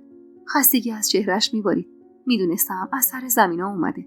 شالو که باز کرد تقریبا دیگه به هم رسیده بودیم. توی یه حرکت اون شالو انداخت روی سر من و قهقه زد و بلند بلند خندید. و صدای خنده های اون و جیغای من که از حرصم میزدم توی عمارت پیچید. شالو از روی سرم برداشتم و پرت کردم روی زمین. سهن میدونست دوست ندارم شال دور کمرش رو که مطمئنم بوی عرق گرفته بود روی سرم بندازه یا حتی دست بگیرم. اما این کارو میکرد. شال انداختم و به صورت غرب به طرف داخل عمارت رفتم. اما اون همچنان بلند بلند میخندید. دست روی آب زد و وارد عمارت شد. دلم میخواست بازم سر به سرم بذاره و بازم صدای خنده هامون کل عمارت رو پر کنه. اما درست همون لحظه بود که مادرم سر رسید و با اخم نگام کرد. مروارید دخترم، بزرگ شدی یا؟ یه تا ابرومو بالا انداختم و به این فکر کردم که چی شد یه روز من در چشم مادرم بزرگ شدم. تا دیروز که وقتی با دخترای عمو فرهاد دور حیاط میچرخیدیم و زنمو سرزنشمون میکرد، مادرم باز این کار نهیش میکرد و میگفت بذار بچگی کنه. حالا چی شده بود؟ عمو فرهاد چطور تونسته بود برای ازدواج منو مهرداد قانعشون کنه که یه شب مادرم منو بزرگ بخونه؟ اصلا از رفتاراش نمیفهمیدم. اصلا از رفتارش هم نمیفهمیدم خوشحاله یا ناراحت، راضیه یا ناراضی. سهند خنده‌ای کرد و انگار که فکر منو خونده باشه رو به مادرم گفت ای بابا، شما که تا دیروز میگفتید مروارید هنوز بچه است، باید بچگی کنه و بازی کنه. حالا چرا اصرار بر خانم شدنش دارید خانم بزرگ؟ و بعد بلند بلند شروع کرد به خندیدن. سهند معمولاً مادرمو به زبون خدمتکارا خانم بزرگ صدا میزد، ولی بقیه ما بچه‌ها اونو خانم جان صدا میزدیم. مادرم شینی به پیشونیش انداخت. مادر، حرفا میزنی یا؟ دخترم خب بزرگ شده، دیگه لازمه که بهش گوشزد کنم یه چیزایی رو. سهند که معلوم بود از حرفای مادرم چیزی متوجه نشده، ریز ریز خندید و سری تکون داد و رفت سمت طبقه بالا. که مادرم رو به من گفت فردا که مادر شوهر و خواهر شوهر بهت نیش و کنایه زدم به خاطر رفتارت، به حرف من میرسی. یه دفعه سهند با این حرف برگشت به طرف من و مادرم و با اخم گفت خانم بزرگ، راجع به ازدواج فعلا با مروارید حرفی نزنید، براش زوده. مادرم اما خندید و به من نگاه کرد. هیچ هم زود نیست، وقتش شده دیگه. پاشنه در رو از جا در آوردن. سهند که انگار با این حرفا بو برده بود که خبریه، با اخم اول به من و بعدم به مادرم خیره شد و به طرف مادرم رفت و خیلی جدی گفت بالاخره واسه دختر خواستگار میاد و پاشنه درم از جا در میارن، ولی واسه مروارید زود فعلا. مادرم یه لبخند ملایم نثارش کرد. ای بابا، من هم سن مروارید بودم، عروس پدرت شده بودم. این حرفا چیه پسرم؟ حالا درسته که زمونه عوض شده، ولی اگه بخت خوبی هم بیاد دختر نباید دست کنه. سهند دیگه انگار یه چیزایی رو متوجه شده بود که با قیافه‌ای مشغول به مادرم نگاه کرد. چی شده خانم بزرگ؟ خبریه؟ مادرم چند قدم فاصله بینشون رو پر کرد. منم مثلا خجالت کشیدم و به طرف دیگه ای رفتم. سهند زل زد توی چشمای مادرم و با حالتی سوالی به چهرش نگاه کرد. اما مادرم بازم با لبخند نگاش کرد و گفت یعنی تو متوجه این همه برو بیا نشدی؟ سهند متعجب تر از قبل گفت خانم بزرگ، واضح حرف بزن. برو بیا که چی؟ چی شده؟ چرا من میخبرم؟ مادرم گفت خب آخه تازه خودمونم فهمیدیم. البته پچ‌پچای عمو فرهاد و زنم و محلقا این مدتی که اینجا بودن تو عمارت پیچیده بود، ولی به طور رسمی نگفته بودن که اونم بالاخره گفتن. سهند یهو صورتش قرمز شد و گفت چی؟ عمو فرهاد چطور جرأت کرده؟ اصلا مگه مروارید چند سالشه؟ مروارید جای بچه خسروه. خانم بزرگ، میفهمید دارید چی کار میکنید؟ مادرم بلند بلند خندید. کی خواست مرواریدو برای خسرو بگیره پسرم؟ اگه خواستگار خسرو بود که خودم هم جنازه مرواریدو روی دوشش نمیذاشتم. سهند یکم آروم شد. مهرداد، مادرم با سر جواب مثبت داد. چهره سهند از شدت ناراحتی برافروخته شده بود. آخه هر وقت ناراحت میشد صورتش همین رنگ میشد. توقع داشتم کلی سوال بپرسه. توقع داشتم زمین و زمانو به هم بدوزه. اما فقط دستاشو مشت کرد و به دیوار کنارش کوبید و رفت به طبقه بالا. حدس می‌زدم که راضی نباشه. کلا سهند از بچگیم از پسرای عمو فرهاد اصلا خوشش نمیومد و هیچ وقت هم همبازیشون نمیشد. حتی از ستاره و شیرینم خوشش نمیومد و معتقد بود اون تا دختر به شدت لوس و سبک و جلف هستن. با دیدن اون صحنه حسابی دلم ریخت. کاش سهند فریاد میزد، کاش داد میزد سرم، کاش مخالفتشو جور دیگه ای اعلام میکرد. نه اینطور با سکوت. با همون سکوتش به طبقه بالا رفت و مادرم هم به دنبالش رفت و صداش زد. اولش اهمیتی نداد و به راهش ادامه داد. اما وقتی تو صدای مادرم رگه های بغض و شنید ایستاد و مادرم هن و هن کنا خودشو به سهند رسوند و گفت: مادر جان، چرا اینجور میکنی؟ خوبیت نداره. پسرم، آقا جانه دیگه قول و قرار رو گذاشته. درست نیست اینجوری کنی. بهتره دیگه بری رخت نو بخری. عروسی یکی دونه عمارتمونه. با این حرفای مادرم سهند انگار عصبانی‌تر شد و بدون اینکه حرفی بزنه هنوز بالا نرفته با گام‌های محکم به طبقه پایین خودش رو رسون و اومد مقابل من ایستاد. منی که تو آسونه یکی از همون اتاقای تو در توی ایستاده بودم. تو چشمام زل زد و فریاد زد: مگه الان وقت شوهرت آخه؟ بغض کرده بودم. سرمو انداختم پایین تا سهند متوجه اشکایی که توی چشمام حلقه زده بودن نشه. میدونستم اگه اشکای منو ببینه زمین و زمانو به هم میدوزه و خودشو سرزنش میکنه. دلم نمیخواست باعث عذاب بهترین و دوست داشتنی ترین برادرم بشم. سهند دوباره فریاد زد: با تو هم مروارید، الان وقت شوهر کردنت نیست. اینو با آقا جانم بگو مروارید. نمیتونستم حرفی بزنم. هم من هم سهند میدونستیم که مخالفت با آقا جان یعنی ترک خانواده، یعنی طرد شدن از خاندان اربابی. واسه همین سرمو بالا نیاوردم. مادرم بالاخره نفس زنان خودشو به سهند رسوند و گفت: الهی تصدقت برم.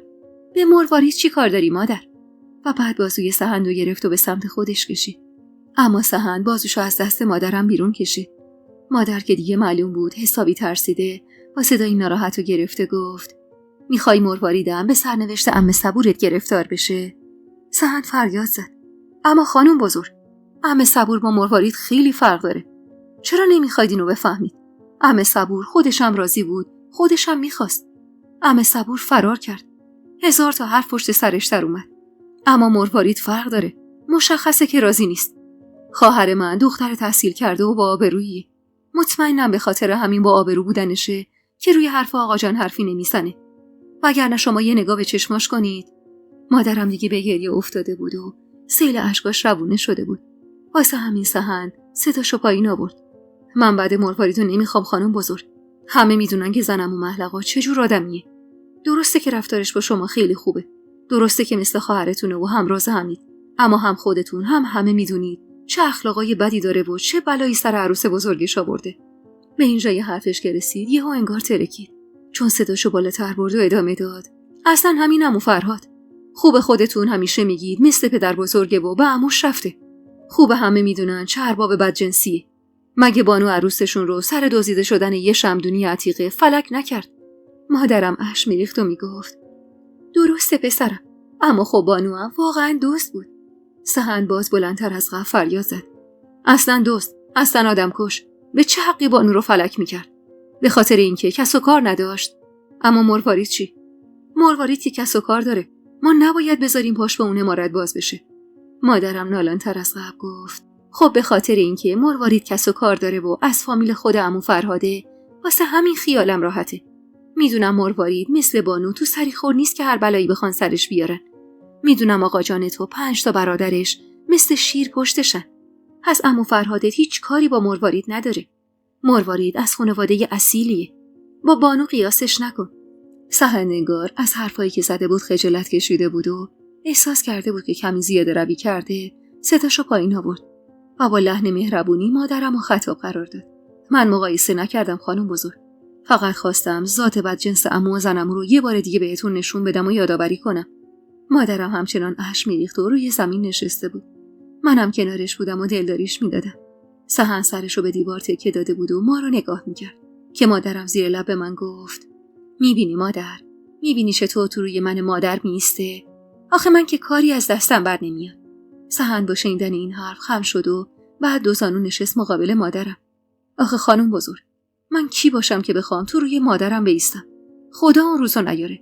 مادرم تلاش میکرد که اجازه نده سهند دستشو ببوسه و بعد دست مادرمو گرفت و بوسید. با دیدن این صحنه قلبم فشرده شده بود. واقعا سهند بهترین و مهربونترین برادرم بود. اگه برادرای دیگم بودن محال بود اینجوری جلوی مادرم زانو بزنن و دستشو ببوسن. اما سهند کسی بود که برای اعضای خانواده‌اش غرورشو کنار میذاشت. بعد از بوسیدن دستش با همون لحنی که آروم شده بود گفت: خانم بزرگ، من خودم خوب میدونم مخالفت با خان یعنی چی. اما دلم هم نمیخواد خواهرم بدبخت بشه. شما هم مثل من خوب میدونید که تو امارت چی انتظار مرواریدو میکشه. شما که بیشتر از من عذابایی که با بانو دادن و دیدین. درسته به گفته خودتون بانو بیکس و کاره و هر بلایی سرش آوردن. درسته مروارید ما رو داره. اما ما که همیشه کنارش نیستیم. با این حرفا قلبم به درد اومده بود و وحشت کل وجودمو گرفته بود. حسابی ترسیده بودم. یعنی واقعا اونجا چه چیزی در انتظار من بود. توی فکر فرو رفته بودم که سهند یه لحظه چهره‌ای در هم منو دید و با لحنی محکم گفت: مگه سهند مرده باشه که کسی خواهر یکی دونش رو اذیت کنه؟ و بعد دوباره رو به مادرم کرد: خانم بزرگ، شما که رگ خواب ارباب دستته. ارباب رو حرف شما حرفی نمیزنه. رازیش کنید، این وسط به صلاح نیست. لیاقت مروارید خیلی بیشتر از مهرداد اون امارته. خانم بزرگ حرفی نمیزن، اما مشخص بود که یکم آروم شده و حرفای سهند داره روش تاثیر میذاره. مادرم میخواست لب باز کنه و حرفی بزنه که صدای باز شدن در اومد و پدرم وارد شد. عصبانی بود، اونقدری که برای اولین بار بود اینقدر ازش ترسیده بودم. فریاد زد و گفت: چه خبرتونه؟ صدای فریادتون به 7 آبادی اون برترم رسیده. همینم مونده که کلفت نوکرا بیان بهم بگن که صاحب خان تو عمارتت بین اهل خونه‌ات دعوا شده. چشمای پدرم یه کاسه خون شده بود و به سهند که نزدیکتر میشد قلب من از جادش کنده میشد. قالب تویی کرده بودم و مطمئن بودم پدرم الان در بدترین حالت خودش قرار گرفته و دیگه نمیشه باهاش حرف زد. میخواستم از اونجا فرار کنم و زیر نگاه پرخشم پدرم نباشم، اما نمیدونستم باید کجا برم. اتاق خودم، حیاط عمارت یا جای دیگه. فقط میخواستم تو تیررس نگاه صاحب خان نباشم. چشمم به در افتاد. یه قدم به طرف در برداشتم و خواستم برم بیرون که آقا جانم صدام کرد: کجا؟ اونقدر این کلمه با اباحت و محکم گفته شد که بی اراده همونجا خوش سر جا میستادم و بدون هیچ حرکت اضافه‌ای فقط پلک میزدم که گفت: میخوام بدونم چی شده که صداتون از در و دیوار این عمارت فراتر رفته. میدونستم خان هر طور شده باید بفهمه که چه اتفاقی افتاده، وگرنه به هیچ کدوم از ما 3 نفر اجازه خروج از اون اتاق نمیداد. حتما باید یکیمون حرف میزدیم. من که ساکت بودم و جرأت حرف زدن نداشتم. به مادر و سهند یواشکی نگاه کردم ببینم اونا در چه حالن. مادرم که از همه بدتر بود و حسابی قالب تویی کرده بود. واسه همین چشم دوختم به تنها حامی زندگی. اون با اعتماد به نفس و پرقدرت درست مثل یک کوه استوار جلوی پدرم ایستاده بود و مشخص بود که میخواد لب باز کنه و حرف بزنه و هیچ ترسی هم نداره. وای که من عاشقش بودم. کاش همه برادرام مثل سهند پردل و جرأت بودن و جلوی خان اینجوری با اباحت میستادن. چشم از سهند برداشتم و به چهره پدر دوختم. خشم رو توی چهرش میدیدم، اما سکوت کرده بود که سهند حرف بزنه. بالاخره سهند لب باز کرد. با دیدن لب‌های سهند که داشت باز میشد تا از خواهر یکی دونش حمایت کنه، قلبم تو سینه‌ام به تکاپو افتاده بود. البته دیگه قلبی تو سینه‌ام وجود نداشت. میدونستم سهند که حرف بزنه با عکس‌العمل بد و تند پدر روبرو میشه. صاحب خان هر چقدر مهربون بود، اما طاقت این که کسی روی حرفش حرف بزنه رو نداشت. سعی کردم آرامش خودم رو حفظ کنم و به سهند نگاه کنم. حتی نگاه به کسی که مثل کوه پشت سرم ایستاده بود بهم قوت قلب میداد. بالاخره شروع کرد: خان، شنیدم. به اینجا یه حرفش که رسید مکث کرد. الهی برای برادرم بمیرم. میدونستم چه استرسی رو داره تحمل میکنه تا با خان حرف بزنه. اما نفسش رو آروم بیرون داد و کمی لحنش رو مهربون کرد و گفت: شنیدم برای یکی دونه گلابتون خونه اربابی خواستگار اومده. درسته؟ پدرم نیشخندی زد و نگاه پرجذبش رو به سهند دوخت و با لحن پیروزمندانه‌ای گفت: گلابتون امارت دیگه وقت شوهرشه و بخت در خونش رو زده. کی بهتر از فرهاد خان؟ هم اربابه و هم از طایفه خودمونه. خون خودمون تو رگاش جریان داره. سهند به دهنش رو قورت داد، جوری که از روی پوست گردنش میتونستم ببینم. اما خان، آقا جان اجازه نداد سهند حرفش رو تموم کنه و با تشر و محکم گفت: اما و اگر نداره، حرف اول و آخرین امارت با صاحب خانه. شیرفهم شد. سهند اما دست بردار نبود و باز دل جرأت پیدا کرد و گفت: اما آخه شما که میدونید عمو فرهاد و زنمو که یهو با فرود اومدن دست آقا جان روی صورت تازه اصلاح شدهش حرف برادرم نیمه کارمون. اونقدر صدای سیلی بلند بود که منم اونو روی صورتم حس کردم. دلم برای برادرم کباب شد. مثلا میخواست از من دفاع کنه، اما پدرم چنان ضرب شستی بهش نشون داد که ساکت شد و فریاد زد: این سیلی رو زدم که بدونی رو حرف اربابت نباید حرف بزنی. و بدون اینکه به ما نگاهی بندازه رفت به طرف اتاقش. سحن دما دستشو از روی صورتش برداشت و لحظه آخری که پدرم داشت وارد اتاقش میشد گفت: محاله بذارم بدبختش کنید خان. همه اون خانواده رو میشناسن. اما پدرم دیگه اهمیتی نداد و در اتاق پشت سرش محکم بست. قلبم داشت تکه تکه میشد، هم برای سحن هم برای خودم و اتفاقاتی که پیش رو داشتم. اونقدری از روی برادرم شرمنده و خجل بودم که حتی نمیتونستم سر بلند کنم و جای سیلی ارباب رو روی صورتش نگاه کنم. سحن اما بعد از اون جمله دیگه چیزی نگفت و به طرف اتاق خودش رفت.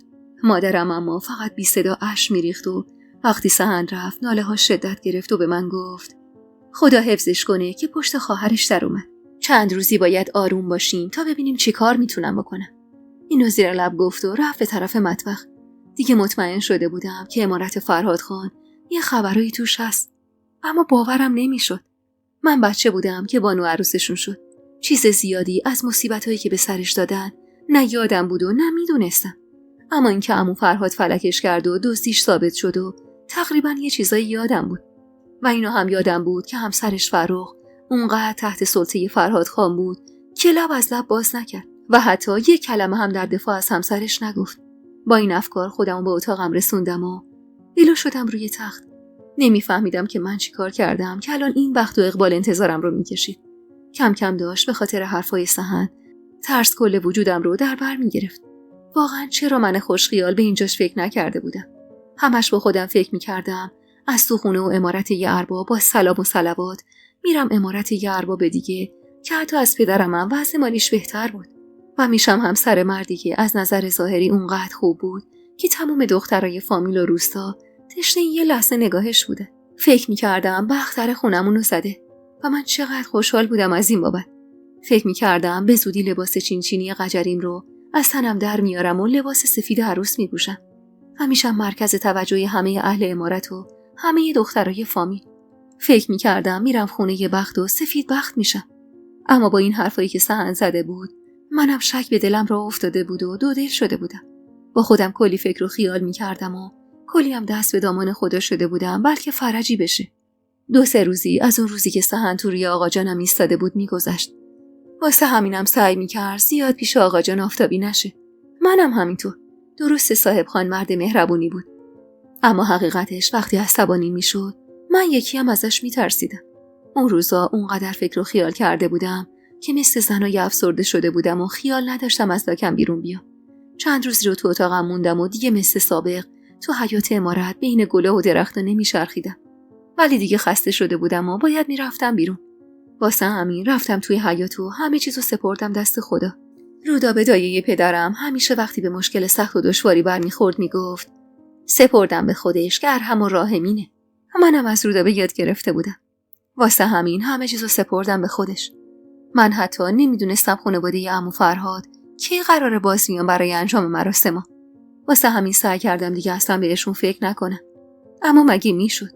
هر چقدرم خودمو مشغول میکردم هیچ فایده‌ای نداشت. بعد از کمی چرخیدن توی حیاط و باد خوردن به سر و کلم راهی اتاقم شدم. وقتی میخواستم به اتاقم برم باید اول از طبقه اول رد میشدم و از اتاق استراحت پدرم میگذشتم. از اونجا که رد شدم صدای صحبت خفیفی رو شنیدم. صدای مادرم بود. حس فضولی داشتم. آخه مادرم هر وقت این موقع روز به اتاق استراحت پدرم میرفت حتما کار مهمی داشت. آخه معمولا توی این ساعت از روز پدرم دیگه استراحتش رو کرده بود و سر حال بود. مادرم هم همیشه خواسته های مهمش رو این زمان باهاش بیان میکرد. گوشم آروم به در چسبوندم، اما بازم واضح نبود. چون میدونستم اتاق استراحت پدر بزرگه و جایگاه نشستن و پدر و مادرم از در فاصله داره، خیلی تلاش کردم. اما کلمات خیلی نامفهوم بود. فقط چند بار اسم خودم رو از زبون هر دوشون میشنیدم. دیگه مطمئن شده بودم مادرم داره از سیاست خودش و اعتبار و ارزشی که پیش ارباب داره استفاده میکنه واسه همین امیدوار شدم. و با خودم گفتم پس رودابه بیراه نمیگفت که بسپر دست خدا. میدونستم رگ خواب پدرم دست مادرمه و مادرم هم زن فهمیده و با کمالاتیه و اون قدری عاقل هست که بتونه پدرمو سر راه بیاره. با این فکر لبخندی بعد از چند روز روی لبم جون گرفت. اما با شنیدن صدای پای از طبقه دوم از در اتاق فاصله گرفتم و سعی کردم خودمو بی‌تفاوت نشون بدم. با نزدیک شدن صدای پا قامت سهراب رو دیدم. حتی دیدنشم منو به وحشت مینداخت. هرچقدر با دیدن سحن احساس آرامش و امنیت داشتم، اما با دیدن سهراب دلم آشوب میشد. سهراب حتی تو چهرهشم آثاری از محبت و مهربونی نبود. انگار خلق و خوی باطنیش به چهرهشم تأثیر گذاشته بود. هیچ حسی بهش نداشتم. حقیقتاً مثل یه برادر دوستش نداشتم و فقط ازش حساب می‌بردم. از تنگایی فکر می‌کردم اگه چهره سهراب ترکیبی از پدر و مادرم نبود، فکر می‌کردم که پشت تولدش حتما قصه‌ای هست و اون برادر ناتنی منه. سرمو پایین انداختم تا باهاش چش تو چش نشم. از کنار هم بدون هیچ حرفی گذشتیم. اما میونه راه سهراب ایستاد و صدام کرد. به طرفش برگشتم. سهراب معمولا زیاد منو مورد خطاب قرار نمیداد. اگرم گاهی خطابم قرار میداد، یا میخواست چیزی رو بهم گوشزد کنه یا تمسخرم کنه. چش تو چش شدم و سعی کردم به چشماش نگاه کنم. چشماش خیلی قشنگ بود. با خودم فکر میکردم حیف این چشمایی که آدم نامهربونی مثل تو صاحبشونه. همونطور که من برادرمو برانداز میکردم، اون هم سر تا پای منو نگاه کرد و لبخند مسخره‌ای گوشه لبش نشست و گفت: شنیدم قراره بشی عروس فرهاد خان. و کلمه فرهادو کشید. میدونستم ازم میگه. منم تحت تاثیر اسمم که چند دقیقه پیش از زبون پدر و مادرم شنیده بود قدرت پیدا کردم و به چشماش زور زدم و با حالت پیروزمندانه‌ای گفتم: فعلا که چیزی معلوم نیست. شاید نظر آقا جان برگشت. اما اون پوزخند زد و یه تای ابروشو بالا داد. به همین خیال باش. کفری شده بودم، اما حرفی نزدم و برگشتم به طرف اتاقم که شنیدم دوباره گفت: آقا جانم هیچ وقت از حرفش بر نمیگرده. تو تموم عمرش حرفش هیچ وقت دوتا نشده. قول تو داده و رفته. تموم. از دستش عصبانی بودم، اما اونقدر میترسیدم و حساب میبردم که جرأت حرف زدن نداشتم. واسه همین هیچی نگفتم و رفتم اتاقم. اما دروغ چرا؟ تموم فکرم پیش حرفای سهراب بود. مدتی بود که متوجه شده بودم سهراب و نبات دختر عم اقدسم به هم علاقه دارن. اما میدونستم آقا جان به خاطر شوهرمه لاابالیم آقا جلال هیچ وقت برای چنین وسطی پا پیش نمیذاره. کلا پدرم کسر شأنش میشد که اعلام کنه آقا جلال شوهر خواهرشه، چه برسه که بخواد ازشون دختر بگیره. با اینکه آقا جلال از خانواده خوب و اصل و نسبداری بود، اما اونقدر با پولای خاندانش خوشگذرونی و قمار کرده بود که تبدیل به یه آدم لات و لاابالی و بیپور شده بود. واسه همینم پدرم اصلا اونو به رسمیت نمیشناخت و حتی به منزلشون هم نمیرفت. آقا جلالم از ترس پدرم هیچ وقت به امارت نمیومد. فقط عمه اقدس و دختراش به اینجا رفت آمد داشتن. اونم به خاطر اینکه پدرم خرجیشونو بده. چون آقا جلال که پولی نداشت و تمام ثروت و ارث خانوادگیشو به باد داده بود. و پدرم هر بار مقداری از سهم الارث عمه رو از اموال اسدالله خان هر ماه که به اینجا می اومدن میداد تا به دست آقا جلال نیفته. و همین رفت و آمد و باعث شده بود که من متوجه علاقه این دوتا به هم بشم و میدونستم چقدر زیاد همو میخوان. واسه همین تو دلم دعا کردم که هیچ وقت سهراب و نبات قسمت هم نشن و داغ این عشق به دل سهراب بمونه تا دیگه اینجوری منو تمسخر نکنه. به طرف همون آینه‌ای که قاب مینا کاری داشت رفتم و گرفتمش به دستم و توش خودم رو نگاه کردم.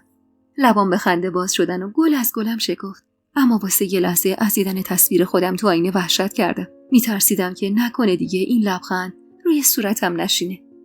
واسه همین دوباره قصه نشست رو دلم که با صدای کوبیده شدن در اتاقم به خودم اومدم. مادرم بود. چهره‌ای در همون گرفته‌اش نوید خبرای بدی رو میداد. قلبم شروع کرده بود به کوبیدن جوری که صداشو میشنیدم. از طرفی هم میخواستم زودتر بفهمم چه اتفاقی افتاده. اما از اون طرفم دلشوره داشتم و احساس میکردم بهتر اصلا نشنوم. مادرم به چهرم خیره شد و گفت: مروارید مادر، سفید بخت بشی الهی. بغض داشت، هم تو صداش هم چشمایی که نم اشک توش نشسته بود. فهمیدم که نتونست آقا جانم رو راضی کنه. دستامو گرفت و گفت: رفتم با ارباب صحبت کردم. اما و مکث کرد. امایی که مادرم با اون لحن گفت بهم فهموند که صاحب خان قبول نکرده. طفلی مادرم سرشو پایین انداخت و گفت: مرغ ارباب یه پا داره مادر. همینم که من باهاش صحبت کردم به مزاقش خوش نیومد. میدونی که خان برای خودش اباحتی داره و خوش نداره کسی رو حرفش حرف بزنه. از سهندم خیلی دلگیره و اصلا توقع نداشته تو روش وایسه. میخواست حسابی تنبیهش کنه، اما به دست و پاش افتادم که این کارو نکنه. انگار آقا جانتم تو این چیزا به اسدالله خان خدا بیامرز رفته. همونی که میگه باید انجام بشه. چاره چیه مادر؟ باید امر خان رو قبول کرد. دعا میکنم سفید بخت بشی الهی. دلم برای سحن میسوخت که اینجور هواخواه من در اومده اما کباب شده. کاش بقیه برادرامم مثل اون بودن. مادرم سکوت کرد. منم چیزی نگفتم. مادرم همیشه معتقد بود من بیشتر از سنم میفهمم. واسه همین سعی کردم این پختگی رو همینجا دوباره نشون مادرم بدم. دستشو محکم‌تر از قبل توی دستم فشردم و گفتم مادر جان، اونقدر هم که شما فکر میکنید خانواده عمو فرهاد بد نیستن. خب اگه اون بلاها سر بانو اومد خودش هم مقصر بود. من بهتون قول میدم دختر عاقلی باشم و برای خودم و خانواده‌ام دردسر درست نکنم و باعث سرافرازی شما بشم. مادرم اما با شنیدن این حرفا بغضش بیشتر شد و گریه کرد و با همون حال گفت حتی منی که رگ خواب پدرتو داشتم نتونستم تو این مورد کاری از پیش ببرم مادر. فقط خدا تو اون امارت پشت و پناهت باشه گلابتونم. سعی کردم بغضمو پنهون کنم و ادامه دادم خوشبخت میشم مادر جان. مطمئن باشید اونا فامیل خودمونن. میشناسیمشون. آدمای خیلی بدی هم نیستن. اینا رو گفتم و سکوت کردم. چون بیشتر از این نمیتونستم ادامه بدم و بغض داشت هر لحظه گلومو بیشتر چنگ میزد و ممکن بود هر لحظه چشمام بارونی بشه. چون خودم به حرفام ایمان نداشتم. من سهندو خیلی قبول داشتم و میدونستم حرفی که میزنه کاملا صحت داره و همین حرفای اون بود که ته دلم رو خالی میکرد. حتی میدونستم از 10 برابر این حرفا و اذیتایی که به بانو و اطرافیانش کرده بودن با خبره و درباره همه اون حرفا هم با مادرم صحبت کرده که مادرم یه شب تغییر جهت داده و مخالف این ازدواج شده و حتی به خاطر مخالفتش با پدرم حرف زده. اما چاره چی بود؟ باید میپذیرفتم. نمیخواستم با پافشاری کردن مادر و برادرم رو بیشتر به درد سر بندازم. میترسیدم خدای نکرده واسه اولین بار آقا جون دست روش بلند کنه. تا قبل از اینکه بدونم مادرم با آقا جانم حرف زده داشتم خودم رو قانع میکردم که برم و با آقا جانم رو بندازم. شاید روی منو گرفت و مخالف این ازدواج شد. اما با این وضعیتی که پیش اومده بود بی خیال این کار شدم. مادرم تنها مونس و همدم من تو این دنیا بود و بی نهایت دوستش داشتم. واسه همین صبوری کردم و دم نزدم و خودمو به دست تقدیر سپردم. تقدیری که نمیدونستم چه خوابهایی برام دیده. سعی کردم اشکاشو پاک کنم و به اون اطمینان بدم که خوشبخت میشم. اما هیچ وقت از سرنوشتی که توی اون عمارت تاریک در انتظارم بود خبر نداشتم. مادرم اشکاشو پاک کرد و گفت برای جمعه آقا جانت قرار گذاشته تا برات خلعتی بیارن. گفته به خیاط عمارتم بگم یه لباس برای این مراسم که در شأن دختر ارباب باشه برات بدوزه. لبخند زورکی زدم. به روی چشمم. پدرم دوست داشت همه چیز عالی برگزار بشه. اما از دل من خبر نداشت. اگر چند روز پیش بود که از همه چیز بی خبر بودم و سهندون تلنگر رو بهم نزده بود و یادآوری نکرده بود، شاید به خاطر این حساسیت‌های پدرم برای مراسم کلی هم ذوق می‌کردم. و از اینکه قرار بود بازم لباس نو برام بدوزن، کلی هیجان زده می‌شدم و تازه به عنوان تک دختر عمارت اربابم یه سر به کلفت و نوکرا دستور می‌دادم که فرامین خودم و پدرم رو به نحو احسن انجام بدن. اما افسوس که حقایقی رو فهمیده بودم و بهم یادآوری شده بود که پامو برای رفتن به سر سفره عقل سنگین می‌کرد. وقتی مادرم خیالش از صحبت من و حرف و قولم راحت شد، از جاش بلند شد و گفت پس من میرم تا سروسات خواستگاری رو فراهم کنم. تو هم بلند شو به کارای عقب افتادت برس که وقت نداریم. سری تکون دادم و مادر جانم رفت. منم نشستم گوشه‌ای و تو خودم رفتم. چاره چی بود؟ با خودم فکر می‌کردم شاید اصلا همه چیز خوب پیش رفت. شاید مرداد همسر خوبی برای من میشد. اما از همه اتفاقاتی که در آینده قرار بود بیفته و من تنها دختر ارباب گلابتون عمارت رو درگیر خودش کنه بی خبر بودم. این چند روز باقی مونده تا جمعه رو تو اتاقم یه گوشه نشستم و کس کردم و تمام امیدم به خود مرداد بود که ازم حمایت کنه و مثل برادرش بی دست و پا نباشه و تحت فرامین عمو فرهاد نباشه. و بعد از کلی کلنجار رفتم با خودم به این نتیجه رسیدم که حالا که حرف صاحب خانه و نمیشه رو حرفش حرف زد، پس بهتره باهاش لجبازی نکنم و حرف گوش بدم و منم مثل مادرم عاقل و پخته رفتار کنم و ازش راه و رسم شوهرداری رو یاد بگیرم، بلکه بتونم با مرداد خوشبخت بشم و اجازه ندم تو اون عمارت خوفناکی که سهند ازش بارها گفته بود گزندی بهم برسه. واسه همین وقتی خیاط اومد تا اندازه هام رو بزنه لجبازی نکردم و باهاش همکاری کردم و به استقبال بخت و اقبالم رفتم. خیاط برام انواع پارچه ها رو آورده بود. اما نظر نمیدادم و همه چیزو به عهده خودش گذاشته بودم. در آخرم یه پیراهن پرچین و براق برام دوخت که واقعا برازنده بود. با دیدن پیراهنم یکم سر ذوق اومدم. بالاخره روز جمعه رسید و عمارت پدرم غرق در شادی و جنب و جوش بود. هر کسی به کاری مشغول بود. خدمی مطبخم به دستور پدرم شام تدارک دیده بودن. پدرم مدام روی ایوون قدم میزد و امر و نهی میکرد. مظفرم هر فرمایشی که پدرم دستورش رو میداد عملی میکرد. حال مادرم اما بهتر بود. نمیخندید، اما دیگه چشماشم غم نداشت. یادم اون روز از صبح که بیدار شدم سهندو ندیده بودم، حتی سر سفره صبحونه. و اونطور که از مظفر شنیده بودم صبح زود رفته بود به دشت. برادرای دیگم هم هر کدوم به کاری مشغول بودن. منم حمام رفته بودم و تو اتاقم منتظر بودم. قرار بود عمه‌هام هر کدوم که تونستن خودشونو برسونن و اگرم نتونستن واسه عقد حتما بیان. چون مجلس یکم خودمونی بود و فعلا فقط یه خواستگاری ساده و رد و بدل کردن هدایا و خلعتیا بود. چیزی که امروز یا بهش میگن شیرینی خورون یا مهربرون. و جشن عقد و عروسی هم بعدا راجع بهش تصمیم گیری میشد. ظهر بود که عمه اشرف و پسرش و عروسش رسیدن. همسر عمه اشرفم سالها پیش به رحمت خدا رفته بود. بعد از اونم عمه بلقیسم با دخترها و داماده و پسر عمم و شوهر عمم اومده بودن. باقی عمه‌ها هم خبر دادن که برای عقد حضور پیدا میکنن. البته عمه بلقیس و عمه اشرفم دو عمه بزرگم بودن که پدرم تأکید کرده بود که هر کدوم نتونستن بیان اشکالی نداره. فقط این دو عمه سعی کنن حتما بیان. دمدمای عصر بود که خانواده عمو فرهاد با کلی خدم و حشم و ساز و دهل رسیدن.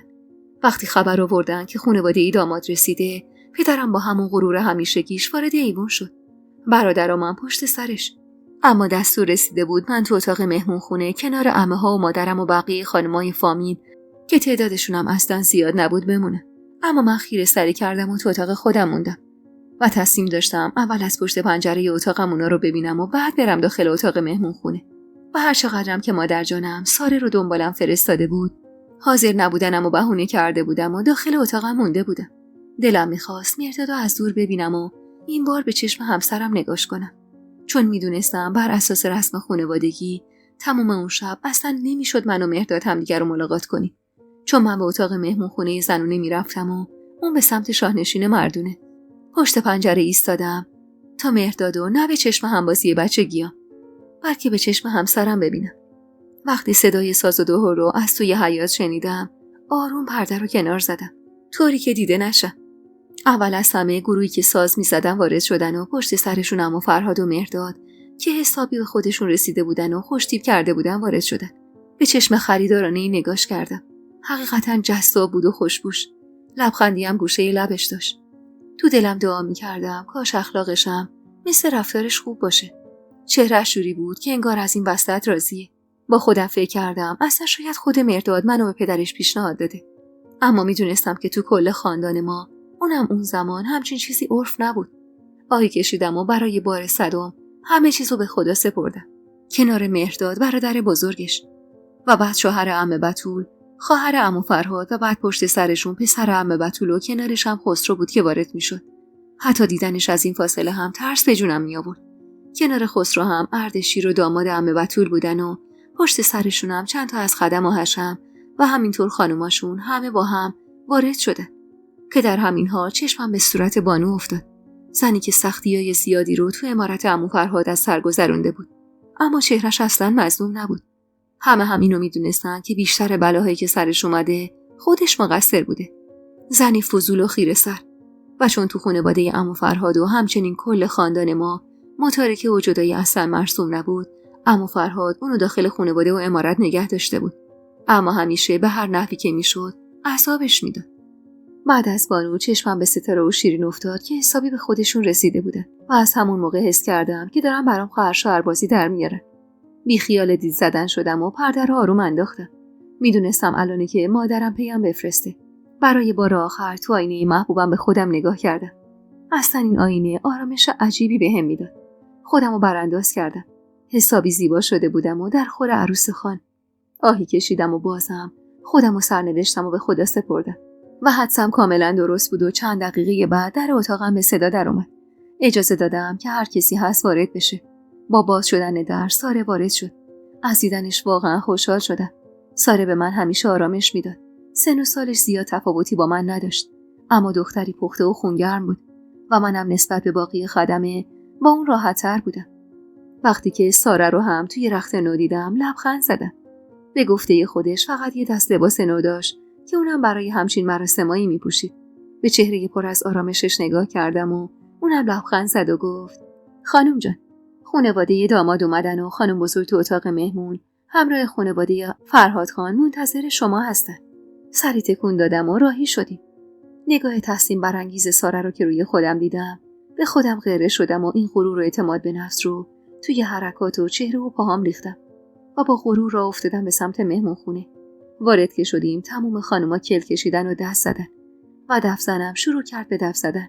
با اینکه تعداد خانوما زیاد نبود، اما صدای کل کشیدنشون به قول آقا جانم تا 7 آبادی اون طرفتر رفت. رودابه با اشاره مادرم به استقبالم اومد و دستمو گرفت و منو به جایگاه ویژه‌ای که برام تدارک دیده بودم برد و در طول این مسیر تمام نگاه‌ها روی من میچرخید و با هر قدم من سرشون میچرخید و با نگاهشون همراهی میکردن. از این بابت بسیار ذوق زده شده بودم و هر لحظه اعتماد نفسم بیشتر میشد و همین نگاهاشون باعث شده بود که تو دلم به خودم ببالم. روی جایگاهم که مبل سلطنتی بزرگی بود نشستم. به قول مادرم این مبل از همونایی بود که تو دربار شاهان قاجار وجود داشت. وقتی نشستم زنم و محلقا به طرفم اومد و مادرم اشاره داد که بلند شم. واسه همین بلند شدم و زنم و پیشونیمو بوسید و روی سرم نقل ریخت و دوباره همه کل کشیدن و در همین حال شیرین و ستاره رو دیدم.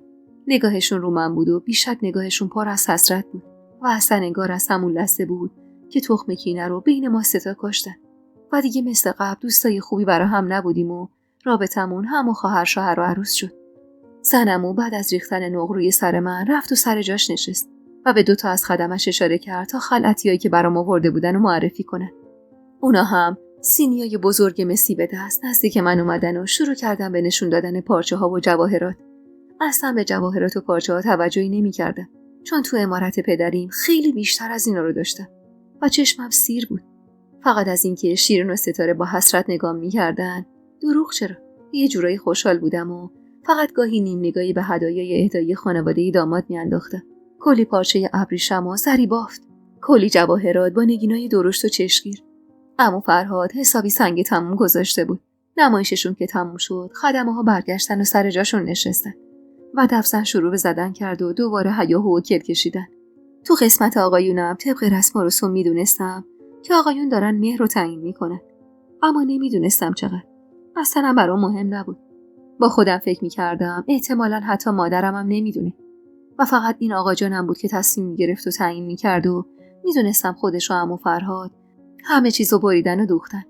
از اخلاقی که از عمو فرهاد سراغ داشتم میدونستم اونم مثل پدرم به همسرش چیزی نگفته. اما چند دقیقه بعد زنم و محلقا بلند شد و رفت جلوی در اتاق مهمون خونه و بعد با کاغذی در دستش برگشت و کاغذو به عمه بتول داد و عمه هم شروع کرد به خوندن. مهرم به نسبت اون زمان خیلی زیاد بود. 500 سکه طلا و 500 سکه نقره و چندین هکتار زمین توی همون روستایی که عمو فرهاد خانش بود و مقداری طلا و جواهر و یه گردنبند طلا که از مادر بزرگ عمو فرهاد به ارث مونده بود و طبق وصیتش و اولین عروسی که از اصل و نسب خودشون بود میرسید. همینطور خراج سالیانه 3 آبادیم پشت قبالم انداخته بوده.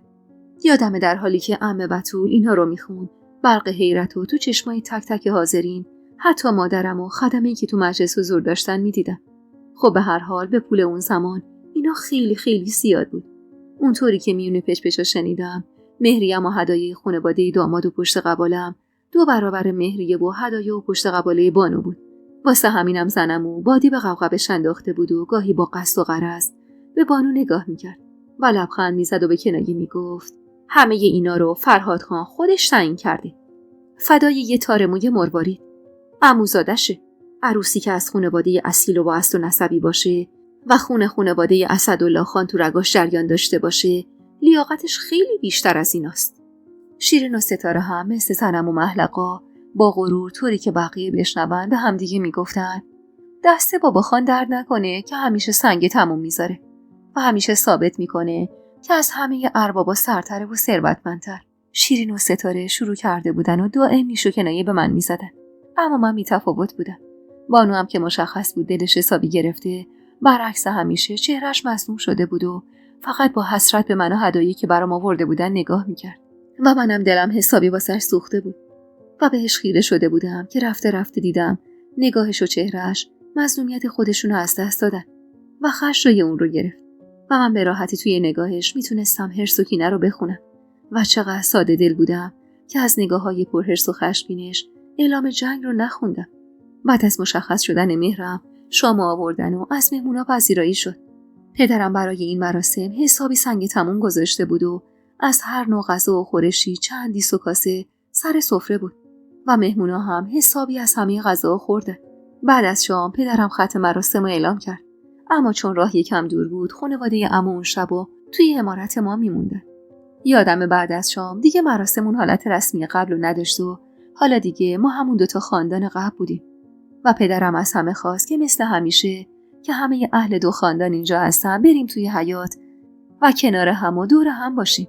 همه اهل عمارت به حیاط رفتن. منم باید میرفتم. پشت سر همه راه افتادم. اما یهو چشمم به شیرین و ستاره افتاد که دست و دست همو پشپش کنون به طرف حیاط میرفتن. دلم میخواست مثل قبل منو هم تو جمع خودشون راه میدادن و با هم میرفتیم. اما اصلا حتی به هم نگاه هم نمیکردن. کلاً از وقتی که اومده بودن کلامی با من حرف نزده بودن، در صورتی که قبلا به محض ورودشون به عمارت اول از همه سراغ من میومدن.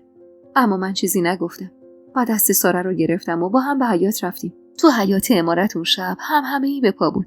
با ورود من عمه بتول شروع کرده کل کشیدن و بقیه هم دست زدن. زیر نگاهشون واقعا معذب بودم. با خودم فکر می‌کردم کاش اصلا نمیومدم تو حیاط. نمیدونم چرا آقا جانم این دستور رو داد. اگه قرار بود دور هم جمع بشیم چرا اول مجلس سر شب صبا شدیم؟ البته شایدم می‌خواست رسم و رسومات درست اجرا بشن. میونه جمعیت آقایون چشم گردوندم و دنبال یکی گشتم که میدونستم نیست، اما به بودنش امیدوار بودم. دنبال سهن. دلم میخواست اینجا و تو این لحظه کنارم باشه، اما نبود. آهی کشیدم و حواسمو به جمع سپردم. در حال شادی کردن بودن. منم در سکوت کامل به سر میبردم که یهو سنگینی نگاه شخصی توجهمو جلب کرد. اول فکر کردم نگاه مهرداده که داره عروس آینده‌ش رو برانداز میکنه، اما سر که برگردوندم نگاه خسرو رو روی خودم دیدم. نگاهش پر از کینه و تنفر بود. دروغ چرا؟ یهو 4 ستون بدنم لرزید و عرق از تیره کمرم پایین اومد. اصلا یه لحظه تو عالم بچگی با خودم فکر کردم که نکنه دامادا با هم عوض شدن و خسرو قراره همسرم باشه. اما این از محالات بود، چون میونه تموم حرفا و پچ‌پچای زنا اسم مهرداد و کنار اسم خودم میشنیدم. واسه همین سعی کردم ترس به دلم راه ندم و به شادی جمعیت فامیلمون نگاه کنم. ناخودآگاه چشمم به شیرین افتاد که طوری نشسته بود که روبروی اسفندیار باشه. میدونستم که از عمد اونجا نشسته تا گهگاهی چشم به جمال برادرم بدوسه و بلکه با چشم و ابرو بتونه دلشو ببره. اسفندیار اما اصلا بهش توجه نمی‌کرد و خودشو با دارا با اردشیر مشغول صحبت کرده بود. از دیدن این صحنه خوشحال شدم. از اینکه اسفندیار به شیرین بی‌محلی می‌کرد انگاری دلم خنک شده بود و این خوشحالی گویا روی چهرم تاثیر گذاشته بود و لبخندی روی لبم نمایان شده بود که از چشمای تیزبین مهرداد پنهون نشد. و وقتی متوجه شدم برای چند ثانیه نگاهمون توی نگاه هم گره خورد و میتونم بگم اولین نگاه مستقیم ما بعد از نشون شدن برای همدیگه بود. اما نمیدونم چرا این نگاه مهرشو به دلم ننداخت. بهش خیره شده بودم و لبخندم دیگه محو شده بود و به آینده‌ای که قرار بود کنار این جوان برام رقم بخوره فکر میکردم. مهرداد اما با لبخند نگاه میکرد. لبخندش نه من رو سر شوق می آورد و نه چندشم می شد. کلاً یه حس خنثی داشتم. به خودم که اومدم نگاهمو ازش دزدیدم. همه خوشحال بودن و می خندیدن. همون موقع هم پدرم و عمو فرهاد تاریخ عقد و عروسی رو تعیین کردن بدون اینکه از کسی نظر بپرسن. عقد و عروسی اون موقع ها 7 شبانه روز با هم بود و این مراسم برای ما 1 ماه بعد توسط پدرم و عمو فرهاد تعیین شد. این مدت هم وقت داشتیم کارهای مربوطه رو انجام بدیم. البته کار چندانی نداشتیم چون جهیزیه من آماده بود و اون موقع هم جهاز بردن مثل حالا نبود که کلی دنگ و فنگ داشته باشه. از دوران کودکی برای دختر جهیزیه تهیه می‌کردن. منم که دختر عمارت اربابی بودم و همه چیز از بهترینش برام تهیه و تدارک دیده شده بود. یادم اون شب شیرین و ستاره هم به دستور پدرم برای خواب اتاق من اومدن. اما من اصلا از این اتفاق خوشحال نبودم. دلم نمیخواست حتی یه لحظه ببینمشون. چه برسه که شب و کنارشون توی اتاق بگذرونم. واسه همین زودتر از اون دوتا به اتاقم رفتم و ساره هم بعد از من اومد و برامون 3 دست رخت خواب آورد. طفلی فکر میکرد مثل گذشته قرار ما 3 تا کنار هم روی زمین بخوابیم و تا صبح بگیم و بخندیم. اما در واقع اصلا اینطور نبود. تغییرات زیادی به وجود اومده بود. منی که داشتم از دنیای دخترونم خداحافظی میکردم و دیگه از اون حسای شیرین دخترونم و اون پچ‌پچ و شیطنت‌ها و اون شور و شو خبری نبود. اون دوتا هم که حس خواهر شوهرانه داشتن و فاصله‌شون یه شب با من فرسنگ‌ها شده بود. بعد از رفتن من به اتاق صدای در اومد. به خیال اینکه شیرین و ستاره هستن 4 قدمو که از سرم برداشته بودم دیگه سر نکردم. اما در اتاق که باز شد پشت در کسی رو دیدم که اصلا انتظار دیدنشو نداشتم. خسرو، برادر مهرداد، برادر شوهر آینده. ازش میترسیدم. اما حالا در کنار ترس خجالتم میکشیدم. به خاطر 4 قدی که دیگه روی سرم نبود.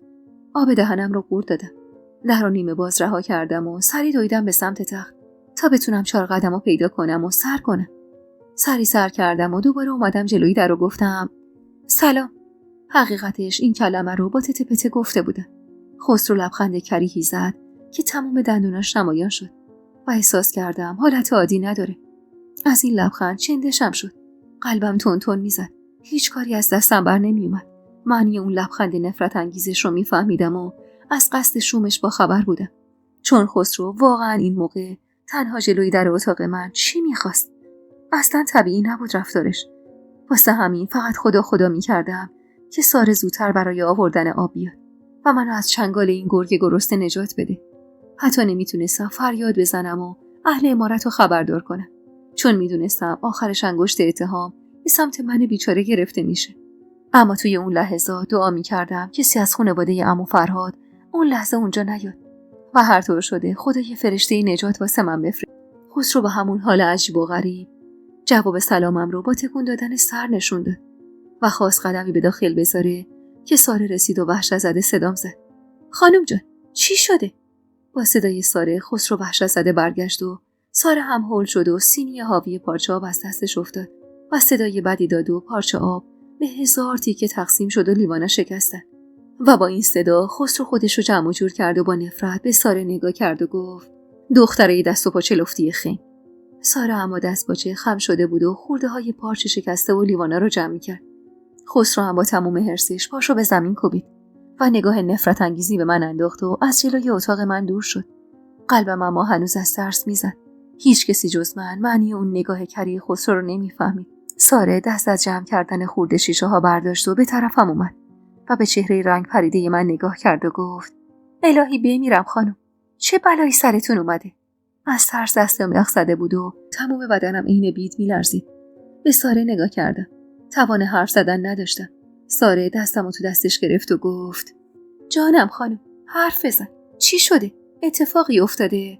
سعی کردم به خودم مسلط باشم و گفتم خیلی به موقع رسیدی ساره. خدا تو رو برا من فرستاد. ساره دستامو بیشتر فشرد و منم برای اولین بار اونو در آغوشم گرفتم. سارا به معنای واقع فرشته نجات من شده بود. آرومتر که شدم از آغوشش بیرون اومدم و گفتم ساره، مثل همیشه راستارم باش. لبخندی زد و مهربون گفت چشم خانم جان. کمکش کردم و با همدیگه باقی شیشه شکسته ها رو جمع کردیم. ساره رفت که دوباره برامون آب بیاره و جارو خاک انداز بیاره تا جلوی در اتاقمو تمیز کنه که در همین حال صدای قدمای چند نفر و صدای خنده هاشون رو شنیدم. میخواستم داخل اتاق برم که دیگه دیر شده بود و مهرداد و ستاره و شیرین درست روبروی من بودن و منو دیده بودن، اما با هم حرف میزدن و از خنده ریسه رفته بودن. ستاره که منو دید پشت چشمی نازو کرد و سرشو برگردون و دوباره برگشت به سمت مهرداد و باز با هم خندیدن. شیرینم میخواست دقیقاً حرکت ستاره رو تکرار کنه که با دیدن اسفندیار روی پله ها یادش رفت که چه خیالی واسه من داشته و محو تماشای اون شد. اسفندیار اما معلوم بود که با دیدن مهرداد اونجا حسابی متعجب شده، اما چیزی نگفت و فقط به طرف من که تو آستونه در ایستاده بودم اومد و با حالتی مشکوک اول به اون ستا و بعدم به چهره رنگ پریده من و بعد به خورده شیشه های مونده روی زمین نگاه کرد و گفت همه چیز مرتب گلابتون؟ لبخندی تصنعی زدم. بله. اسفندیار اما دست بردار نبود و به خورده شیشه ها نگاه کرد و من متوجه شدم که منظورش اینه که چی شده. سعی کردم آروم باشم و با آرامش گفتم ساره برامون آب آورده بود، از دستش افتاد و شکست. اسفندیار اما که مشخص بود باور نکرده، اول با عقل به چهره مهرداد نگاه کرد و بعد رو به من کرد. کاری داشتی یا مشکلی بود؟ به خودم بگو. ستاره اما بلافاصله با حالت تمسخر بلند خندید و گفت مهربون شدید پسر ارباب. اسفندیار اما نخندید و در عوض با جدیت تمام اول به شیرین و بعدم به ستاره نگاه کرد. من همیشه همون اسفندیاری هستم که میشناختیم. هیچ فرقی هم نکردم. و یه قدم به طرف مهرداد برداشت و درست جلوی روش قرار گرفت و زل زد تو چشماش و با ابهت و تحکم گفت فقط از قبل بیشتر مراقب خواهرم هستم که گزندی بهش نرسه و کسی اذیتش نکنه. مهرداد پوزخندی زد و اسفندیار تمام خشمش رو ریخت توی نگاهش و فقط تو چشمای مهرداد نگاه کرد. انگار جنگ بین داماد و برادر زنا شروع شده بود. اسفندیار که اینطور برای مهرداد شاخوشو نمی‌کشید. سهندم که اونقدر از این وسط ناراضی و دلخور بود که کلاً گذاشته بود رفته بود. حتی رستم برادر بزرگترم هم که فرنگ بود مطمئن بودم اگه میفهمید مخالفت میکرد. حتی متوجه شده بودم که دارابم با همه کم سن و سالیش مخالف بود و زیاد جلوی روی مهمونا آفتابی نمیشد. فقط انگار سهراب بود که این خیالش نبود که چه بلایی به سر من قراره بیاد. حتی وقتی توی حیاط عمارت همه دوره هم جمع بودیم خیلی خوشحال دست میزد و میخوند. سهراب کلاً بی‌عاطفه بود و فقط چشمش دختر عمم نبات رو میدید. شیرین و ستاره دیگه نمیخندیدن و سکوت کرده بودن. مهرداد هم همینطور. شیرین محو تماشای اسفندیار بود و با نگاهش برادرم رو قورت میداد. بعد از چند لحظه سکوت ستاره به خودش اومد و رو به مهرداد گفت خب دیگه شاد آمد، ما بریم بخوابیم. و به شیرین اشاره کرد که دنبالش بیاد. مهردادم که تازه متوجه موقعیتش شده بود گفت باشه برید. اون دوتا به طرف اتاق من اومدن و اسفندیار و مهرداد همچنان رو به روی هم ایستاده بودن. اسفندیار سکوت حاکم بر فضا رو شکوند و طوری که انگار من مخاطبش بودم اما همچنان نگاهش به مهرداد بود گفت من میرم اتاقم و همینجا نزدیکت، کاری داشتی بگو. و بعد به اتاق خودش اشاره کرد. سری تکون دادم و به نشونه چشم پشت سر شیرین و ستاره وارد شدم و در پشت سرمون بستم. چقدر خوشحال بودم که برادرام حواسشون به من هست. شیرین و ستاره به محض ورود من به اتاق شروع کردن به پچ کردن و خندیدن و اصلا با من هیچ حرفی نمی زدن.